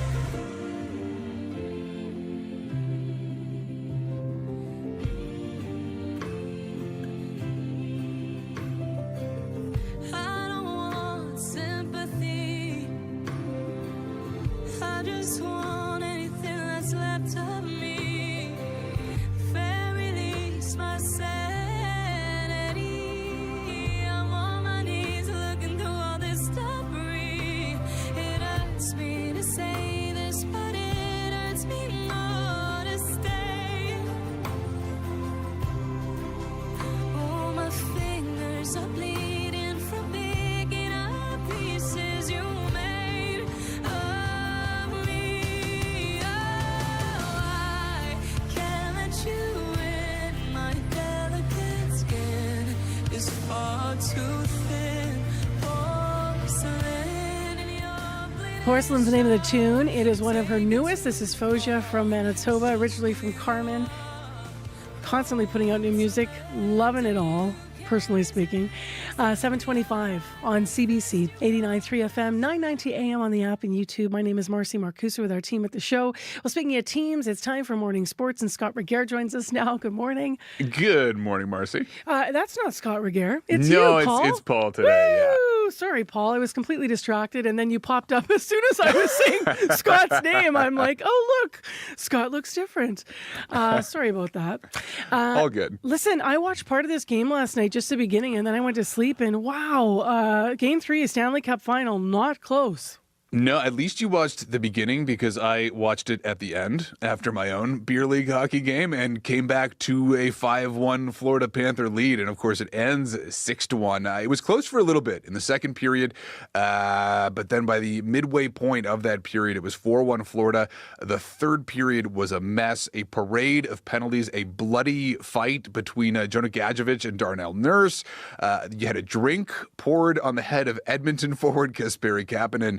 After the game, Oilers forward Evander Kane said, yes, 6-1 is sort of a drubbing, but the final score isn't all that important. Look, we could have lost 3-2 in triple overtime, and the series is 2-1. So losing in the playoffs, whether it's in round one, game one, or the Stanley Cup final, it's never a good feeling. But we've been here before. We've been down in series before, and we've had tough losses. So, it'll sting right now, and we'll flush it tomorrow and get ready for Thursday. Now, the final score might not matter, but what I think does matter is the fact that Florida clearly got under the skin of the Oilers, earned 11 power plays in that game last night, and that will be the difficult part to flush ahead of Thursday's Game 4. Agreed. Speaking of Thursday, the Bombers are getting ready for their season opener on Thursday. What are they saying? In part that it's good to have their full coaching staff together. A new quarterbacks coach, Jarius Jackson, just arrived in Winnipeg this week. He was off for personal reasons. He, of course, has been in the league for over 2 decades as a player and a coach, and he's hoping that experience will help new offensive coordinator Jason Hogan. Just any assistance that I can in helping Jason as far as on the offensive side. His first year being an OC in the league, as well as, been knowing Zach since he first came in the league. I mean, he was like my little brother in Toronto when we played there. So, but, of course, he's grown a lot, and he is who he is today. So, just anything, any nuggets, any knowledge that I can pass on, any way I can help those guys in any way, then that's what I'm here for. Now, Jackson was interim head coach of the Elks last season and led an impressive offense in Edmonton. First in points per game and average gain per rush, second in net yards per game. And now, of course, he's only with the Bombers because longtime quarterbacks coach and offensive coordinator Buck Pierce left to be the head coach of the BC Lions, the team that Winnipeg faces in their season opener on Thursday. And Bombers head coach Mike O'Shea said that facing his old OC, no extra inspiration. He said he'll just be happy to see Pierce on the field on Thursday. I think a lot of Winnipeggers are going to be cheering for Buck Pierce being a head coach now. I think he'll have some good love from the local crowd for sure. We still want to beat them, but yeah. Let's finish in the pool. Another world record for Summer McIntosh. Just incredible. Yeah, Yeah, she shatters the world record in the 200-meter individual medley. Maybe not entirely surprising. She did win the gold medal in that event in Paris, but she's swimming the best possible race every time out right now, and she's doing it even when she's not at 100%.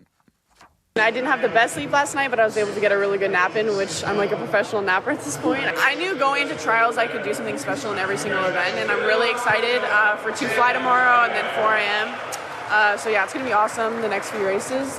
So yeah, there's definitely a lot more that I can do and achieve here. So just kind of celebrating tonight, but then really just trying to calm myself down and get pumped up for tomorrow. Yeah, multiple races still to come, including the 400-meter individual medley tomorrow, an event that Summer McIntosh already holds the world record in. So she'll be trying to break her own record when she races that one on Wednesday. All right, Paul, thanks. Thanks, Marcy. That's Paul McGowan filling in for Scott Ricker with Morning Sports on CBC. If you need us on the commute, 788-3093. Everything so far so good, which is good because we're heading into 7:30 already. After your news, we're going to hear about a workshop locally that's pushing artists beyond their comfort level by learning to draw anatomy with real bodies, brains, and bones. We'll tell you all how this came about, as I mentioned, after your CBC Winnipeg News. This is CBC News. Good morning. I'm Heather Wells in Winnipeg. At 7:30, it is 10 degrees right now. It's going to be a little bit warmer than yesterday. Still some wind to contend with. Northwest 30 gusting to 50. A high today of 23 with a slight chance of showers. Manitoba's state of emergency has forced the cancellation of one of Thompson's biggest festivals. Organizers of Nickel Days say they had to make the difficult decision for the safety and well-being of everyone involved. Jennifer Thackeray is president of Nickel Days. It was supposed to run between June 19th and 22nd. She says the festival brings in people from all over the north as vendors and visitors, but given the current fire situation, it was too much of a risk. You have to worry about things like road closures. You don't want to get 3,000 people into Thompson and then not be able to get them out again if the roads are closed, right? So just there's a lot of planning that goes into the event, and with all the things that were going on, that planning, was getting delayed just by the circumstances. Thackeray says Nickel Days is also held in the parking lot of the Thompson Recreation Centre, which is hosting numerous evacuees. Meanwhile, organizers of this Sunday's Manitoba Marathon in Winnipeg say it is still on, but they will monitor air quality and forecasts and will keep people posted on its Facebook page. Family members of a construction crew are relieved and grateful after a harrowing wildfire escape. The mostly Manitoban crew were working in northwest Ontario over the weekend when that blaze moved in fast. Anika Janal's father was part of the group. She says she's glad there was a happy ending. So relieved and happy to see his face because, I honestly thought, I was never going to see him again. Most of the workers were employed by Sikvisin Northern. In a statement to CBC News, the company hails the crew for its courage and professionalism. Sikvisin also says it is offering supports to the impacted workers. A former Manitoba NDP candidate and vice president has quit the party over what he describes as Premier Wabkanu's top-down leadership style and unprogressive policies. CBC's Bartley Kivas reports. They campaigned as progressives, but they're governing as conservatives. That's Chris Wiebe, a University of Winnipeg chemistry professor who ran for the NDP in Dawson Trail in 2023. Wiebe also served as the party's vice president for southern and southeastern Manitoba. He quit the party in March, but has decided to speak out now that Premier Wabkanu is musing about oil pipelines. We had multiple meetings with Mr. Canoe throughout the campaign as candidates to talk about policy. And one of his lines in the sand was no more pipelines. Canoe rejects that version of events. I'll say it's a big tent, and there's room for everybody on board Team Manitoba. Wiebe also says the NDP has no climate change plan and hasn't improved healthcare or education. He compared Canoe to former PC Premier Brian Pallister. Bartley Kivas, CBC News, Winnipeg. Some internationally educated nurses in Manitoba say they feel they are being set up to fail. That is according to OVA and Bobima, who is with the Canadian Black Nurses Alliance. She says nurses of African descent are being reported to Manitoba's nursing regulator at disproportionately high rates. Her complaint comes after the regulator said last week some nurses who got jobs through relaxed labor mobility rules are not well trained. Onagbiboma says nurses who have been trained abroad should not be generalized. Internationally educated nurses, they need to be respected, they need to be supported, and they need to be integrated into the Canadian system through equity lens. The nursing regulator tells CBC the vast majority of internationally educated nurses who work in Manitoba do so without any issues or complaints. Security incidents at the Millennium Library have spiked since a community information hub was closed down. Incidents at the downtown Winnipeg branch rose by nearly 70% in the first quarter of this year compared to last year. Kirsten Werman at the Manitoba Library Association says the increase happened immediately after the city shut down the community connection space in the Millennium Library lobby. The community connection staff was better able to more effectively address behavior that might have contravened the library code of conduct. And so this meant that staff were better able to de-escalate potentially unsafe situations. Security incidents rose by 38% across the entire library system during that same period. Manitoba's geography has this province poised to be an important player in interprovincial trade. The federal Liberal government has introduced the One Canadian Economy Act. Asper School of Business Associate Professor Dan Shin says Manitoba stands to benefit because it is a main corridor between bigger trading provinces like Alberta and Ontario. Shin says that could lead to improvements in infrastructure and transportation here. Our province would have to have a lot more flexible or open borders for these trades so that transportation and trucking can happen consistently from one to another. You can hear more on this story coming up later today on CBC's Radio Noon with Marjorie Dahouse. And you can find more Manitoba news throughout the day. Just head to cbc.ca/Manitoba. All right. Thanks, Heather Wells. You're welcome. Well, it is Bike Week. I just want to mention here that after 8 o'clock, we've just learned we're going to connect with someone who's outside of in St. Boniface right now in that neighborhood. And because there's events going on all around the city. So be mindful. You might see people biking out and about. And we're going to find out what exactly she's doing out there and how she's helping motivate people who are taking part in the different Bike Week activities in Winnipeg. Well, let's find out what the weather's like out there, not just for Winnipeg, but it's time for your regional forecast with Abby Adiyemi. Yeah, the sky ranging from sunny to hazy in the south, and then we're seeing smoke and scattered showers in the northern part of the province, hence that air quality warning in effect for parts of the province today, spreading from the Interlake region all the way to Flin Flon, then into Thompson. We're seeing smoke from local fires, reducing visibility and also affecting air quality. So if you are one of those that will get impacted by the smoke, I'd advise you to avoid staying outdoors for too long today. Winnipeg at this time 10 degrees. We saw early showers. That's given way to a mix of sun and clouds already. Some haze still lingering. It will feel windy at some points coming from the northwest. We head to a warm high of 23 degrees. In the Pembina Valley region, we're seeing similar conditions to Winnipeg. Today's forecast, we're looking at 11 degrees already. Lingering clouds from earlier showers. Then we'll see a mix of sun and clouds develop through the day with hazy skies. Winds coming from the northwest. A high will be around 22. Heading west to Brandon, 11 also mainly sunny at this time. Early showers already cleared. The skies are bright, and we're going to see that sunny conditions for most of the day. However, some hazy conditions, you will notice it here and there. High will be around 22. Dauphin is at 12 degrees at this time. We have mist in that part of the province. Expect a mix of sun and clouds once this misty conditions clears. There's still a slight chance of showers this afternoon. The sky will stay hazy. Winds will be coming from the northwest. We'll see highs near 22 degrees. Gimli's at 9 after we got early morning showers also also in that part of the province. It's already given way to a mix of sun and clouds, hazy skies, winds coming from the northwest as well. We'll see highs around 22. Then we track conditions in the northern part of the province, looking at the power flame flow nearby areas, 8 degrees at this time.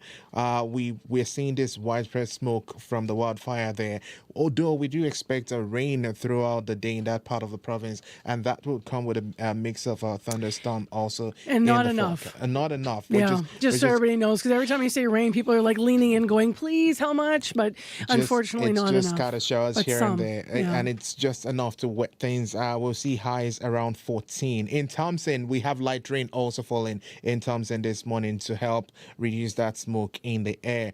We still have that air quality warning in place. 4 degrees at this time, warming to 9. And then further north in Churchill, we see cloudy conditions, 2 degrees. A small chance of rain still in the forecast, and high will just stay around 1 degree today. All right, thanks, Abby. Thank you. So again, back here in Winnipeg, we're 10 degrees. Let's get to Sierra Sanders, who's popped in with our look at the morning commute. It is quiet on the commute this morning, Marcy, so things are moving smoothly out there. Again, quick reminder about the closure of eastbound Portage Avenue from Main to Westbrook. All lanes are closed because of some paving work. Expect delays in that area throughout the day. We still got a little time in the show here, so if there's anything else slowing you down out there, give me a call on the CBC commuter line, 204-788-3093. All right, thanks, Sierra.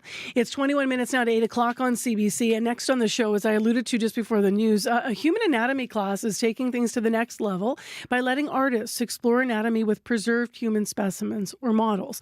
This is called Bodies, Bones, and Brains, Drawing the Anatomy Lab with Dr. Sari Hanilla.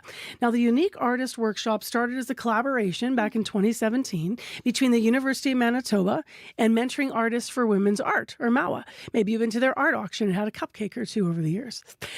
They've been running and doing this on and off since 2017. So to talk about it is Dr. Sari Hanilla. Good morning to you. Good morning. And also in studio is Dana Klecki of MAWA, who is organizing this year's class. Good morning. Hi. So before we actually turn to Dr. Hanilla, I want to ask you, because you've also been in this class yourself as an artist. That's right. What was it like, and what specimen did you draw that you thought, I never thought I'd be drawing this? Aha.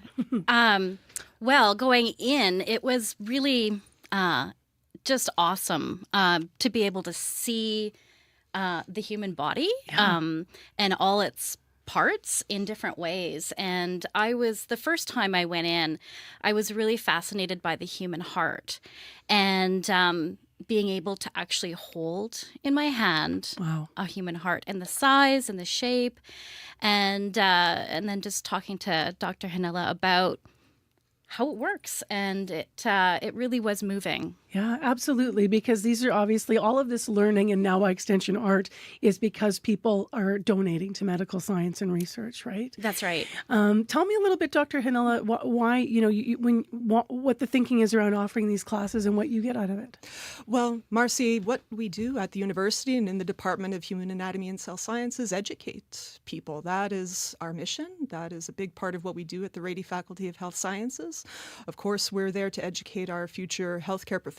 So we are teaching future physicians, dentists, physiotherapists, respiratory therapists, pharmacists, physician assistants. All of those programs use the anatomy lab on our campus.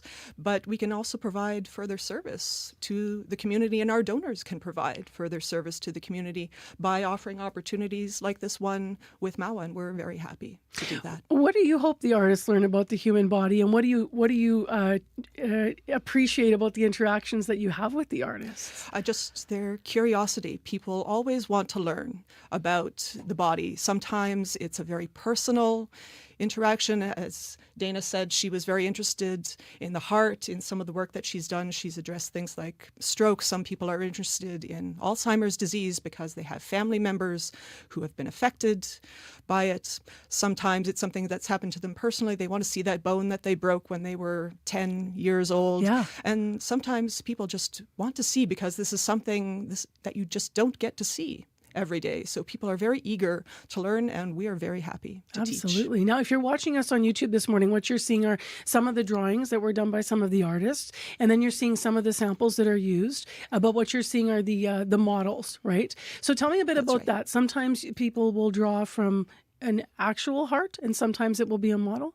Yes, it's all about personal preference. We want people to be comfortable, and everyone has their own comfort level, of course. And so we have different areas within the lab so people can draw whatever they want. We have a section just dedicated to bones. Most people are very familiar with bones. If you have a Halloween decoration of a skeleton, you're probably pretty familiar with what a real human skeleton looks like. So that usually isn't too challenging for people to see. So we have that. We have another section where people can look at the heart or the brain itself. And then if people want really the full experience, we have our full body donors, which are available if people want to view those and draw those as well. Did you do that, Dana? Did you what was your comfort level with all of this? You know, we're not all doctors. It's not for not for everyone, Yep. and different people have different sensitivities. So you can stay in one side of the lab or the other. I was really curious about the brain, so I spent a lot of time looking at the slices, the samples. It's fascinating, isn't it? Really, and where Yeah. the memories are held and where it is in the brain and how it looks.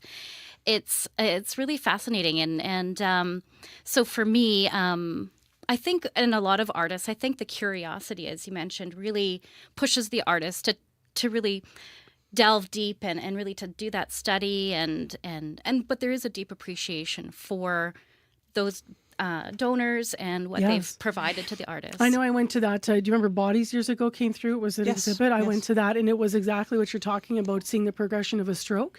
It almost, in a brain sample, it almost looked like someone had snuffed out like if you took a cigarette and you snuffed it out in the middle of your brain, it was almost like that kind of charring effect is what Yes, it looked like. That's what happens. And from a medical point of view, I mean, it was just fascinating, right?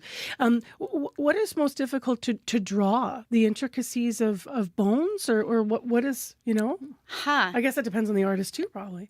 It does. I would say the entire human body is really difficult. Just the perspective and the detail, but being able to see and hold a 3-dimensional specimen is also really exciting. And it's not just looking in a book, So within all its shape, I'm trying to capture all of that. Yeah. How do you control the environment? Because you are in a medical environment. So what happens at these classes? Well, it's actually a very welcoming and safe environment. Safety is paramount for us, for our students, and for anyone who visits the lab. And so we just take very basic safety precautions that you would take in any laboratory environment. So wearing closed-toed shoes, wearing long pants, making sure your hair is tied back. In terms of the chemicals that we use, people might be surprised to know that we actually don't use a large amount of very harsh chemicals. There is some formalin or formaldehyde that's used in the embalming process.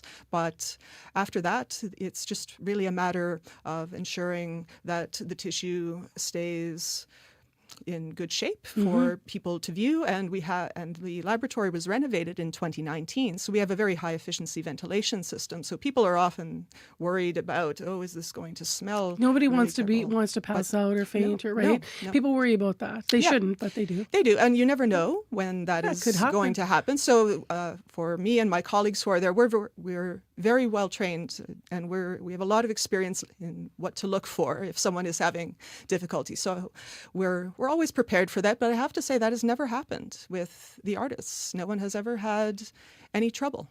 What's your reaction when you see the finished works and compare it to what you understand about the body? Well, it's fascinating to see how artists interpret what we see, because we work with our donors every day. We are seeing them in class. We're teaching our students about these structures. So we're approaching it from a very scientific, very analytical point of view. But then when we see it interpreted by the artists, they see it in a completely different way. And in turn, we see it in a completely different way.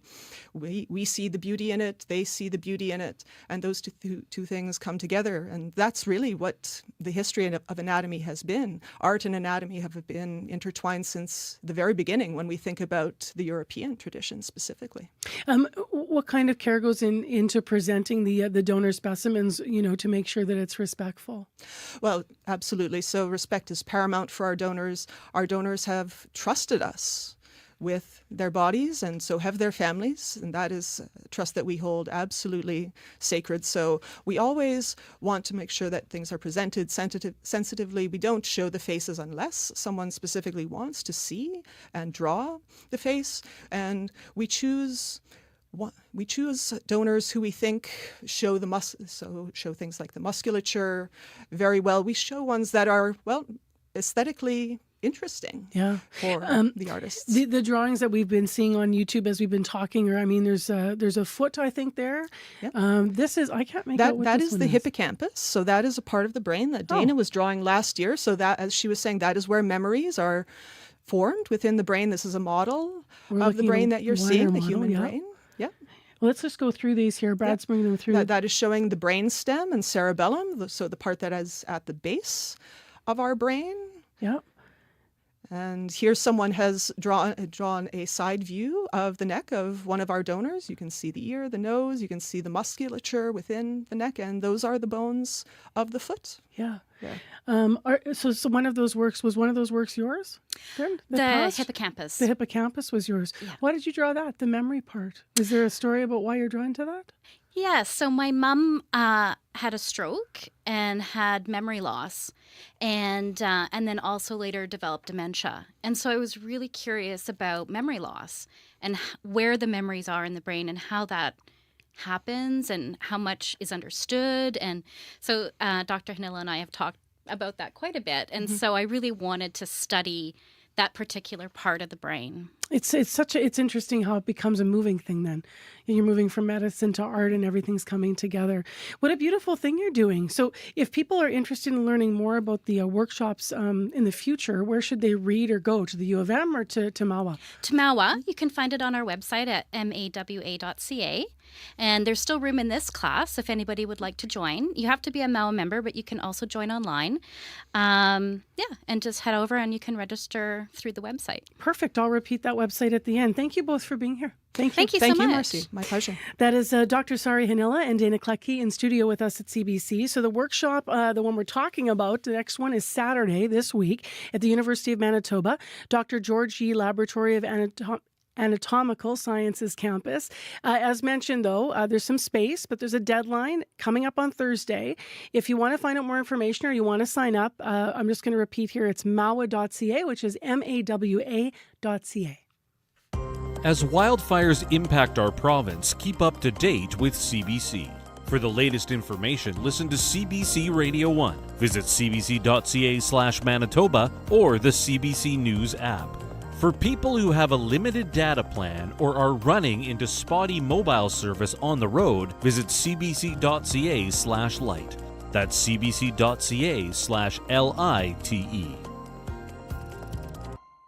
9 minutes to 8 o'clock now on CBC 89.3 FM, 990 AM on the app and on YouTube. And coming up after 8 o'clock, after hours spent sheltered in a shipping container as an out-of-control wildfire closed in around him, one Manitoba construction worker is ready to tell the story of his harrowing escape to safety. So we will have more on that story. You've heard part of it in the news this morning. We'll have more on it coming up after 8 o'clock. Also, it's Bike Week. We're going to take you out to St. Boniface in that neighborhood. There's some folks that are trying to make it welcoming for cyclists. We'll hear more about some of the activities that are going on this morning. In the weather forecast, looking pretty nice if you are biking out there. Mostly cloudy, 10 degrees. You don't want it to be too warm when you're biking. We are expecting a mix of sun and cloud, and then perhaps this afternoon a chance of showers will sneak in. A 30%. We're going to get some showers this afternoon in Winnipeg. It's going to be hazy all through the day and a high of 23, but with humidex, it'll feel like 26. Well, let's return to the fire situation. Crews are working around the clock to assist in battling the flames in northern Manitoba. Rob Brunken is a helicopter pilot with Columbia Helicopters out of Oregon. Now, the aircraft he flies is equipped with a 1,200-gallon bucket. The bucket is used to put the water on the fires. It provides assistance to those crews on the ground. And CBC's Caroline Bargut spoke with Brunken over the weekend at the airport in the Pas. This is a Boeing Vertol 107, or the military had the H-46, so it was a Sea Knight. Okay. Or the Marine Corps affectionately called it the Frog. Yeah, you want to jump inside? Yeah. Okay, yeah. So come on up. Oh, thank you. What do you carry in here? Nothing? Pretty much nothing, right? We want to be able to carry the most amount of water in the bucket below, and so we just try to keep it simple, keep it empty. Okay. So we took out all the interior, we took out, the seats and all the heavy stuff, baggage bins and all that stuff. So Where do you refill it? So the bucket is, you see the hole in the floor over there, there's like an electrical cord going through there. Yeah. There's a hook underneath there. Okay. And the bucket is actually attached to a 150-foot line. Okay. And so we just find a water source, right, like a lake or even a creek or any type of water source that has, some decent depth to it. And we'll put the bucket in, and then that machine right there, that electrical machine right there, basically turns on the pumps that are in the bucket, and the pumps start to fill the bucket from below. And it also opens and closes the gate that allows the water to come out. Okay. So once we have sufficient amount of water in the bucket, we take off and we go back to the fire and we drop it on the fire. When you're up there and you're looking down, what are you seeing? What do you see, and how do you know where to dump the water? Because I imagine there's tons of flames. Yep, there's tons of flames. So really, honestly, you can't put a fire out with the helicopter, right? The ground crews are really what makes the big difference. So what we do is we kind of get instructions like, hey, the fire's heading this way. Can you guys kind of help coach it over to our ground crews? And that's really what we're trying to do. We're not like seeing a bunch of flame and saying, oh, let's go put that out. It's really where will be effective to where that fuel runs out and puts itself out. So that's really the key. So we work heavily with, there's usually what's called an air attack. It's an aircraft that circles overhead that can see the whole fire, and they can see us, they can see all the air assets and the ground assets. So really they're coordinating kind of, the coach of the whole thing. They're coordinating between the ground crews and the helicopter crews, or even the aircraft, how to get the fire to burn itself out. How bad does it look like for you because you've been doing this for a while? Is this one of the worst you've seen? Is this just a regular? This is one of the worst weather conditions that I've seen. Usually we have, visibility to go and work a fire line, but we've had very low visibility, and so it's really inhibited us from being able to spend all day out on the fire. Is it because of the smoke? What do you attribute that to? Oh yeah, the smoke just lays in. You got some pretty heavy easterly winds, and it's just been pushing. It's been fueling the fire, and it's been pushing our visibility to kind of a minimum. So, how have you been received by Manitobans? Everybody has been really nice. Yeah, everybody has been super great. They've been feeding us and trying to keep us, happy and honestly, like I said, we're just here to help. And now to the ground. Caroline also spoke with dozer operator Gary Lajam of Lajam Enterprises. You go on the outside of the fire and you try and take the fuel away from the fire with the cats, as you're moving, and then you'll see up the road here, you'll make just like a road allowance. And then when the fire gets there, it's got to kind of stop. It's got no fuel. The only time the fire goes over that is if there's big, heavy winds, and sometimes it'll fly over top. How bad is it this year? We're hearing there's so many fires and 800,000 hectares of land has been burned. How bad is it to see? Well, I've never seen it this dry in the spring. Usually in the spring of the year, in May and even the first part of June, usually the bush has still got quite damp and wet. But this year when you push the trees, there's dust comes off of them. I haven't, I've really never seen much of that throughout the years. So it's dry. It's really dry. How concerned are you for this fire season? We're just in the spring. We're not even in summer. No, it's not good. It's not good because even you may be able to go through the summer, you might get a few rains and stuff, but when you get into the fall, then, after a lot of the stuff starts drying up again, you're going to have a lot of the same problem. And the summer could be bad if there's no rain, Could be bad. CBC's Caroline Bargout having an interesting view, or getting an interesting view and opportunity to look at how fires are fought there with dozer operator Gary Lajam. Also previously with Rob Brunken in the Paw this past Sunday, who's a helicopter pilot out of Oregon.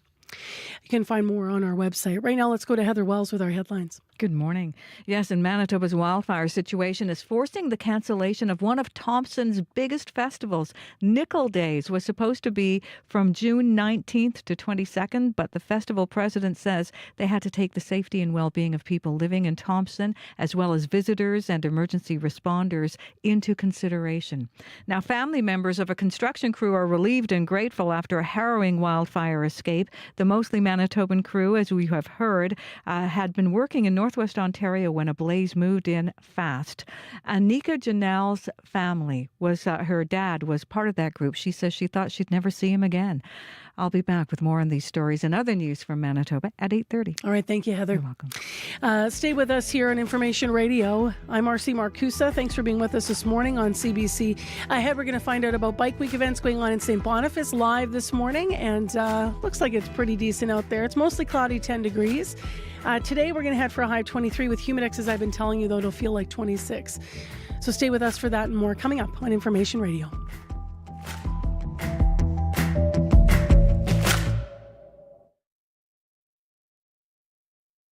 On Cue with Tom Power. A few years ago, the singer Teddy Swims set a goal for himself. He'd dedicate the next 6 months of his life to music, and if he didn't find success by then, he'd quit. 5 months and 29 days later, he signed the record deal that would change his life. Teddy Swims will be here to tell you his story. That's coming up on Cue, followed by Commotion with Elamine Abdel Mahmoud on CBC Radio 1, the CBC Listen app, and everywhere you get your podcasts. The CBC News is next. Coming up in half an hour, it's The Current. I'm Catherine Cullen. 50 million people work on the oceans every year in everything from fishing fleets to cargo ships. The ocean is an often lawless place, and journalist Ian Urbina is taking risks to report on it. That's coming up on The Current. This is World Report. Good morning. I'm Marcia Young. More National Guard members are being deployed to Los Angeles, and now Marines are on the way. U.S. President Donald Trump authorized the deployment after 4 days of protests. People are angry over immigration raids and clashed with law enforcement again last night. Reporter Steve Futterman is in Los Angeles. Steve, what is the latest? Well, the skirmishes, and they were sometimes violent, again lasted into the night and actually past midnight. After ordering the protesters to leave in the early evening, police began moving in, trying to disperse them using tear gas, rubber bullets. Some of the protesters responded throwing items at the police, including industrial fireworks. The numbers were not that large. It began with a few hundred and got smaller and smaller, as I mentioned. Finally, after midnight, it finally pretty much ended. Mayor Karen Bass, though, last night blasted the Trump administration. She says it triggered all this with the raids last Friday. We need to stop the raids. This was chaos that was started at Washington, D.C. On Thursday, the city was peaceful. On Friday, it was not, because of the intervention of the federal government. And of course, the new element in all this, around 700 Marines are being deployed from nearby Camp Pendleton. What are we hearing from officials in California? Well, Governor Gavin Newsom, who is very much opposed to the deployment of the National Guard, and the state of California has actually filed a lawsuit saying what Donald Trump has done is unconstitutional, that he does not have the power to do that. Even if they win, it's going to take a long time for this to get through the courts. So it looks like the National Guard is here, at least for the foreseeable future, and the Marines are going to be here.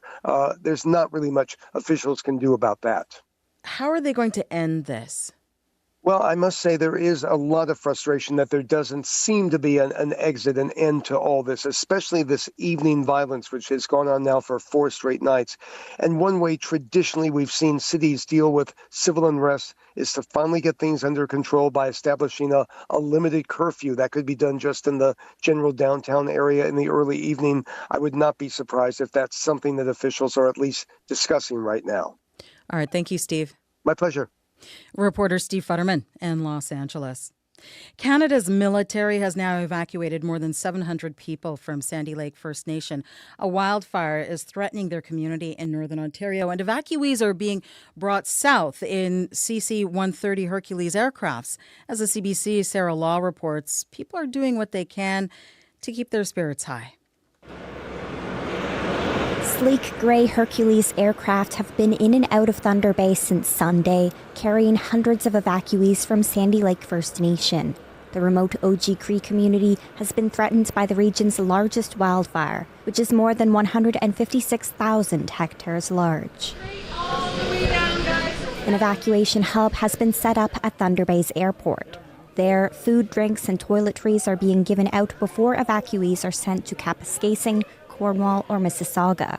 Sandy Lake's Dakota Fiddler says it's been a tough few days. Because we're all scared that our community might burn down. Ontario's Ministry of Emergency Preparedness and Response says the province is working with the federal government, Indigenous leadership, and Canadian Armed Forces to keep evacuees safe. Members of Sandy Lake's Band Rep program are leading the way, from getting people supplies to having an elder offer interpretation services. Rachel Anishinabe is the program's manager. We know what they need, just having somebody that's familiar. Recent rainfall has offered some reprieve to fire rangers, but Fire Information Officer Chris Marchand says dry conditions run deep. That moisture deficit in the ground is a concern as it makes the landscape very receptive to lightning fires. Still, evacuees have a motto to keep their spirits high. Don't panic, eat panic. Despite the difficulties, the evacuation hub is full of takeout cups, pizza, and laughter. Sarah Law, CBC News, Thunder Bay, Ontario. Don't panic, eat bannock could be a useful motto in Alberta, too. There are still 7 significant wildfires burning across that province, and most of them are classified as out of control. But fire crews in Alberta are about to get some help from down under. Vicky Campbell is with the New South Wales Rural Fire Service in Australia. She says 80 firefighters and a team of logistical experts have been deployed to Canada. Australia and Canada have long had agreements in place where we support each other during a significant fire season through our firefighting resources. We share very similar incident management arrangements, so it's very easy for us to be able to transfer into their country and work with their people and vice versa. Canadian crews came to Australia's aid during what is known as the Black Summer wildfires of 2019 and 2020. In Ukraine, glass is being swept up inside a building in Odessa after another round of Russian strikes. Officials say a drone attacked a maternity ward in an emergency medical building. Residential buildings were also hit. At least 2 people are dead. Several others were injured. And in Ukraine's capital,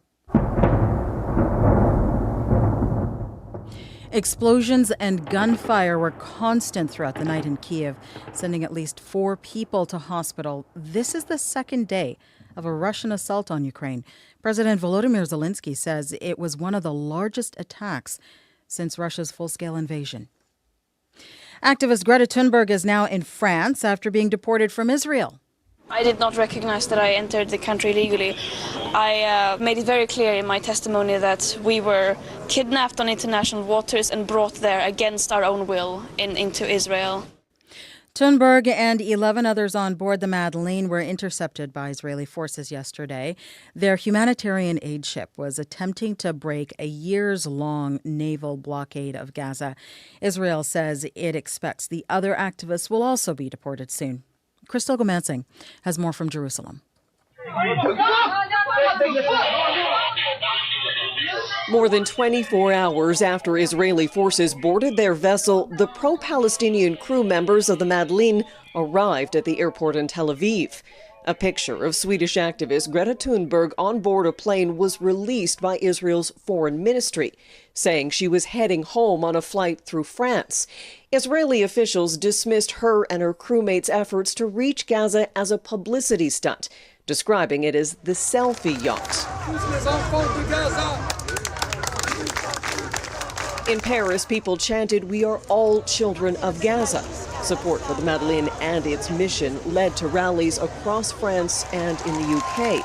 In Sweden, the foreign minister reported a record number of calls about Thunberg's detention after a pre-recorded video requesting the public demand her release circulated widely online. I urge all my friends, family and comrades to put pressure on the Swedish government to release me and the others as soon as possible. Meanwhile, France's foreign minister says not all French nationals are heading home. Some who were on board the vessel organized by the group, the Freedom Flotilla Coalition, refused to sign deportation agreements. They are now subject to a forced expulsion process. Crystal Gamansing, CBC News, Jerusalem. Canada's only drug overdose hotline says it is a key tool to keeping people safe. It serves as a virtual safe consumption site. As Jennifer LaGrassa reports, it is an option that appeals to a wide range of users.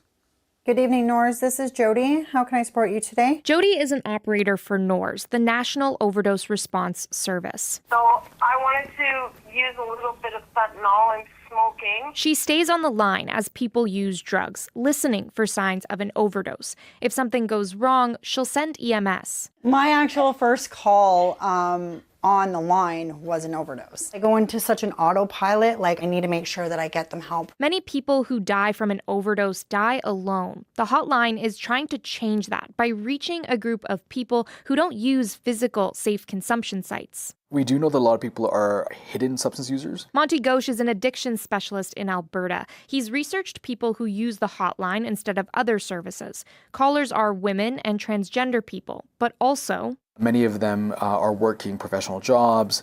They work in construction. They might have had an injury, like a sports injury, for example. The reality of NORS is not socially digestible. Lisa Morris-Miller is the hotline's CEO. She took it over from her sister Rebecca, who died from an overdose in 2022.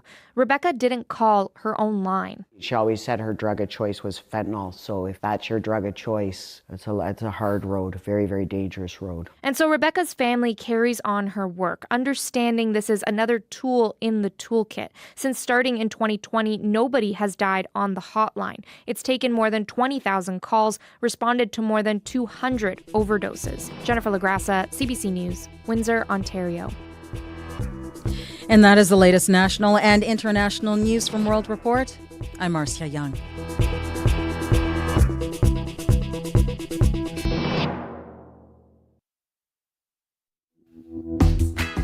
Good morning, Manitoba. I'm Marcy Marcusa with our team at Information Radio. You're listening to CBC this Tuesday morning, live from downtown Winnipeg. Thanks so much for being here on 89.3 FM, 990 AM on the app, or maybe on YouTube. Forecast and the traffic situation in a moment. This half hour, we continue to hear stories of those people who were trapped in that shipping container as that out-of-control wildfire closed in around this group of workers. Today, we're going to hear from one Manitoba construction worker who was in that container. He says he's ready to share the story of his harrowing escape to safety. So stay tuned. We'll hear that in some detail this half hour.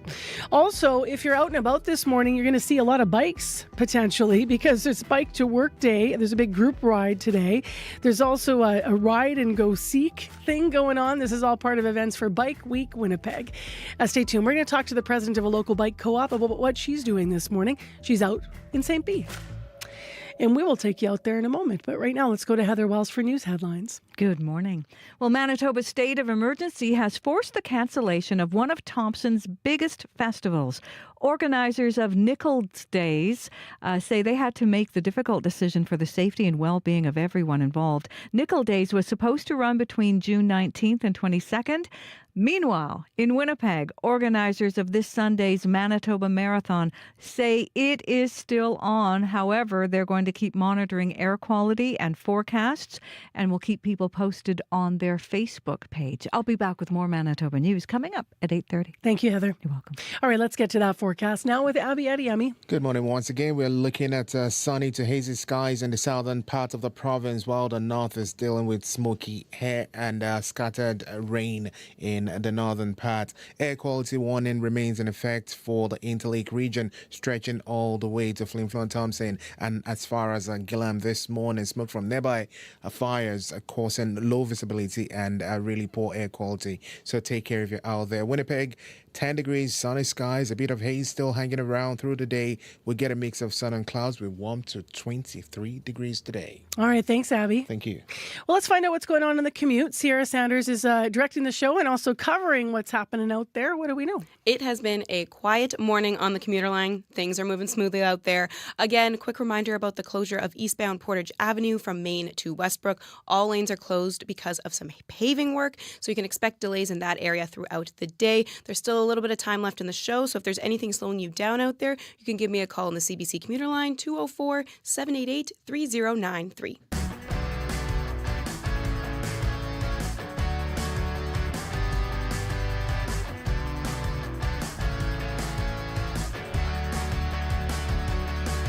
Well, as I just mentioned, it is Bike Week. There's 13 pit stops all around the city where you might be stopping to get a little bike tune-up and maybe a coffee if you're lucky. Today is specifically, though, Bike to Work Day as part of the week. I mentioned the big group ride that's going on. That is ongoing right now. It lasts up to 9 o'clock when most people will be at their offices. Now, one cyclist is making sure that riders are fueled up in a food way. Huguette Vallée is president of Co-op Vélocité. It's a local bike co-op in St. Boniface, and she's outside of St. Boniface City Hall this morning. Hi there. Good morning. What a great day to be cycling. You sound like it's always a great day to be cycling. This is the work you do. Always. Active transportation is important, and Bike to Work Day is probably one of my favorite days of the year. I love that. Who have you already talked to this morning, and what are you doing out there? So we're just outside the old St. Boniface City Hall by the Sculpture Gardens, and we're meeting and greeting cyclists as they head out downtown or leave downtown. Most people going to work, some just on leisurely morning strolls. We've got coffee from local coffee shop. We've got some cinnamon buns from Tallgrass Prairie. We've even got some coupons for Petio's 340 at the French Cultural Center and Kilter. Lots of local things here at our stop in St. Boniface. What do you get out of cycling? What do you love about being on two wheels? One, there's exercise. Two, there's the fresh air. Three, it's a way to just get out and be active, and it's great for our earth. What have you been hearing from people so far this morning? I'm not sure if you've seen mostly office workers or if you're getting any young people as well, maybe people biking to school? I've seen everything. People heading off to school, some with their kids for daycare, lots of people just heading off to work, and just as many people just on their leisurely strolls. There's quite a few people that just work from home now that are actually actively taking the time this morning to go out and cycle around, hit a few of the stops, and then go back home for their workday. Your group, Vélocité, does bicycle repair services and training. As I mentioned, it's a co-op. What have you noticed about the strength of the cycling community in Winnipeg and maybe how it's changed? I think you guys founded back in 2016. Yeah, we're just getting bigger. Every year we're getting more and more people, more members at the co-op, and more people want to learn how to fix their bikes. The more independent you become in fixing your bike, the more active transport becomes fun and important. How big is your co-op now? How many people are part of it? We have, over the years, since 2016, we were up to almost, I want to say, 800 members. Not everyone renews every year, but we've gone through almost 800 people that come through. Just this year, we've brought in, I think, 75 new members to the co-op, and they come in, we help them fix their bikes and make sure that their bikes are ready to go on the road. Now, I know, Huguette, I know what the challenges of biking in Winnipeg are. I know we're still needing some more connectivity. There's still some calls for some, safer intersection where sometimes it's confusing. Where does a bike go? But as long as you've been cycling in our city, where do you think the greatest improvements have been made that would surprise people about, well, there's lots of great places to cycle. There is lots of great places, and there's new ones popping up everywhere. We've got the new active transport or bike lane on Marion that opened up just last year, which is great.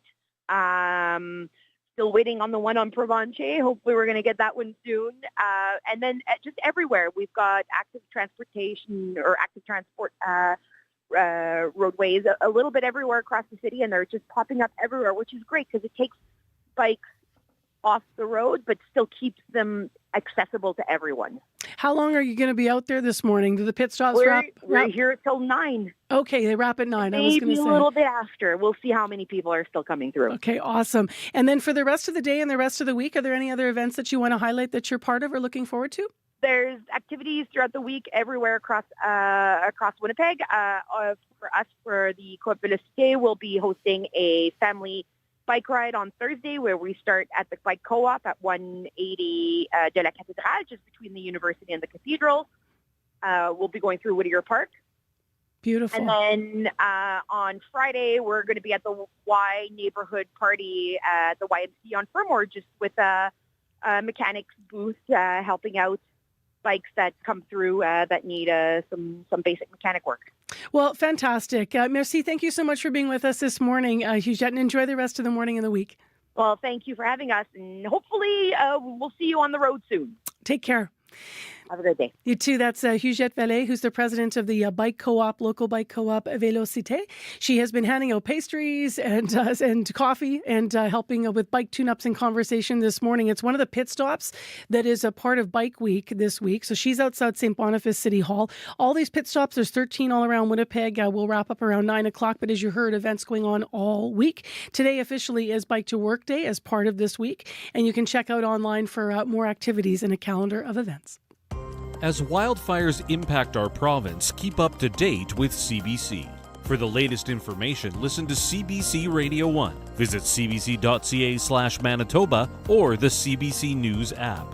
For people who have a limited data plan or are running into spotty mobile service on the road, visit cbc.ca/lite.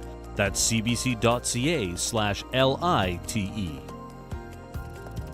8:20 is the time right now. 10 degrees is the temperature. And as you've been hearing in the news, what started as a normal day at work soon took a turn for the worst. Saturday morning, a group of 19 construction workers in a remote northwestern Ontario part of the province were building a fire break to fight the wildfires. Their hope was the break would keep an out-of-control wildfire threatening the Sandy Lake First Nation at bay. But the fire closed in quickly, and when it did, they were trapped. They had nowhere to go. They were waiting for a crew to come and to get them, and so they had to take cover in a shipping container. This video is just incredible. I know it's been shared since the weekend. It came up in my social feeds. Very frightening. And over the last couple of days, we've been hearing the stories of the different people that survived this. This morning, we're hearing from one of the Manitobans who was in the container, Brandon resident Carl Genile, who was one of the workers who was there that day. He says the crew huddled together in this container for hours while they waited for help. Can you even imagine? He is just lucky to be alive, he says. He shared the story of his harrowing escape with CBC's Gavin Axelrod. I think about it all the time, man. It bothers me when I think about we're in a fire, man. All the smoke and flames all around us. Actually, we started off our day, just regular day, and this hauling sand from the pit. And then I told him, I said, the fire's close. I said, the fire's close because we fought fire before when we were younger. I told them, man, this fire's going to be here real quick because I can see the smoke was really black and then orange, and it was mixed together. And then the wind was blowing really hard, man, really hard. Your daughter had sent me some videos, and one of them was in the shipping container. I was alone in there at that time, and everybody come running in there after. What was it like when you guys were in there? Oh, it was just full of smoke in there, really thick, man. But we wet some blankets from the camp, soaked them with water, and I put that blanket over my head, and I don't know, I was able to breathe okay, but it was, I was scared and didn't think I was going to make it, but I just accepted it, man, and start helping out the guys and calming them down. A couple of guys, and then the lady asked me if she was going to be okay. I said, you'll be okay. We'll look after you. We'll all stay together. How long would you say you guys were in the shipping container for before you decided to drive back to Sandy Lake? And we didn't drive out, bro. We stayed there right till the fire calmed down. 2 of the local trucks came in to the camp. So we knew right away we were going to follow them out. That was our window to get out of there. We all loaded up our trucks, and I think we took 3 trucks or 2 trucks. We followed the local trucks out towards the town. And then when we got to the town there, it was pretty clear. The sky was clear. But then again, it started looking at how it looked when we were by our camp, this thick smoke and real orange. But yeah, man, like I said, we got to get out of here. Like, off the start, I knew it was coming. I even told them where it was going to come through the bush. And sure enough, it come right through the bush, man, right where I said it was going to come. I was wondering, like you told me when people were asking you if they were going to be okay, was it hard for you at one point to tell them that they were going to be okay, considering what was happening around you guys? No, I just calmed. I stayed calm, just so they stayed calm, because I seen how they looked. Like few guys are panicking and that. But I just talked to them calm. I was wondering as well, like how far was where you guys were, the camp, how far was it from the First Nation? Like how long was that drive back there for you guys? 20 kilometers, yeah. And Carl, when you were in the car driving back to the First Nation, how did you feel after, just in that car ride? Man, I was just thinking, like, if we come back to work, it's just going to be like, I don't know, depressing looking. What's depressing looking like? I don't know. Yeah, it was, I don't know. But we shouldn't even have been there, man. You had shared some videos with your daughter. What was it like when you were messaging her? Well, I was just thinking about my family, my kids. And I don't know. I was thinking about it. Like, I wasn't going to make it. And I was just telling them I love them and that. And my girls were freaking out. And, well, anybody would, their loved one was trapped in a fire and that. Is there any lessons you think can be learned going forward for workers when they're in fire zones kind of like this going forward? Because there's been a lot of wildfires. Take it seriously, man. Like, don't wait too long to get out of harm's way. Like, serious, man. People can lose their lives. And the fires, they travel fast, man. What was it like when you saw your kids? Oh, man, my baby girl just come running to me and just jumped in my arms with a big smile, man. I was home, man. I was happy. I was safe, but I was, I don't know, mad too, because we could have been gone, man. We had nowhere to go in that camp area. And fire burnt right around it, full blast. Brandon resident Carl Janile, one of the construction workers who was trapped as a wildfire grew around him and his crew over the weekend. And that video of that shipping container is just, you can't even imagine being in there and thinking, what the courage you would have to have even to open the door after you'd found that safety. The images are like something out of some kind of a terrible movie. And that is how a lot of evacuees are describing situations and now different people fighting the fires, just remarking on the blackness, the weird colors of the sky, the heat, the smoke, the changes in temperatures you're going through these areas. The images, if you've been watching our YouTube stream this morning, are really frightening. This came up for me in a social post. Somebody actually had said, related to one of the folks inside, had said, oh my gosh, like one of my relatives is there. This is getting scary, and just the images of the flames. So they're all okay. They were able to get out. Carl, as we mentioned, him and his crew ultimately made their way out and then followed the other trucks to safety over the weekend.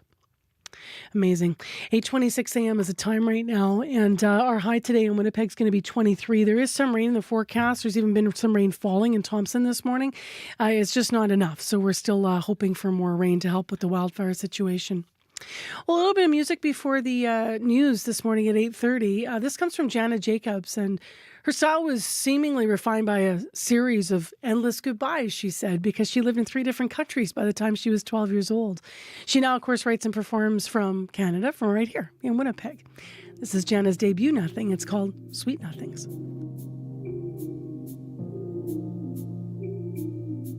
I tried to drink you away. I tried to sing you away. I tried to think of the ways we could have loved if you never left. Now it's you I can't forget. I tried to write you away, send you into outer space. I almost dug my own grave just to bury you so deep. Now you're hanging over me. What is it about about you, babe? What is it about you, babe? What is it about you that I just can't erase? If we're 1,000 miles apart, how do you still have my heart? How do you keep on giving me sweet nothings? I'm living on 1,000 memories. I see you in my dreams with your sweet nothings. Remember we had something, keep on giving you sweet.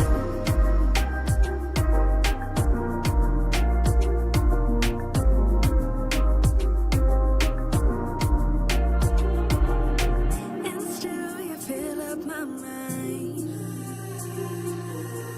I feel you in my body all the time. All day and night, black and white, a memory just passed me by. Lost without your touch, you affect this much about me. What is it about you, babe? Something I just can't erase, no matter how hard I try. If we're 1,000 miles apart, how do you still have my heart? How do you keep on giving me sweet nothings? I'm living on 1,000 memories. I see you in my dreams with your sweet nothings. Remember we had something, keep on giving you sweet.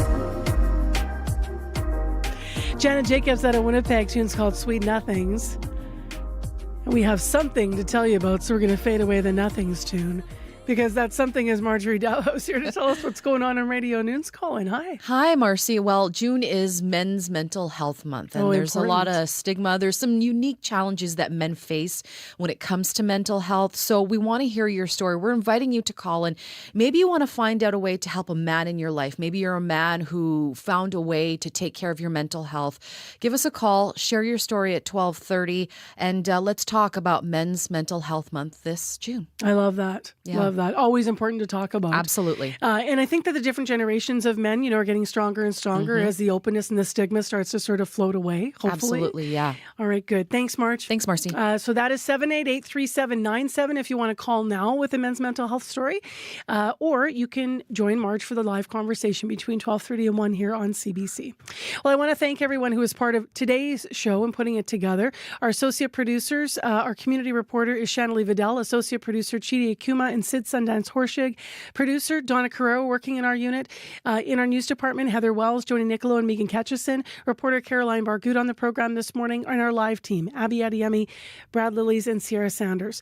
And the senior producer of audio here at CBC Manitoba is Leif Larson. So thank you, everyone. Obviously, there's no show here if you are not here doing your hard work, and it's appreciated. Right now, your CBC Winnipeg News. This is CBC News. Good morning. I'm Heather Wells in Winnipeg at 8:30. We've got a little bit of smoke out there in the air, some sun as well. It's 11 degrees. We're on our way to a windy 23 this afternoon. The head of the Winnipeg Chamber of Commerce says he agrees with the province's request to ask people to rethink visiting this city. The province says having fewer visitors will free up hotel rooms for the now 21,000 wildfire evacuees registered with the Red Cross. Lauren Remillard says safety is the first priority, but asking people to stay away, he says, could be costly. Remillard says events like conventions take years to plan and are difficult to cancel. Very small window for these operators to be able to make their livelihoods function. And as this is a sector that has come out of the pandemic, bruised, battered, and in many cases, some just hanging on. So they were really in need of multiple years of some pretty good years of tourism. Remillard says the province needs to be there for businesses like hotels who have been struggling.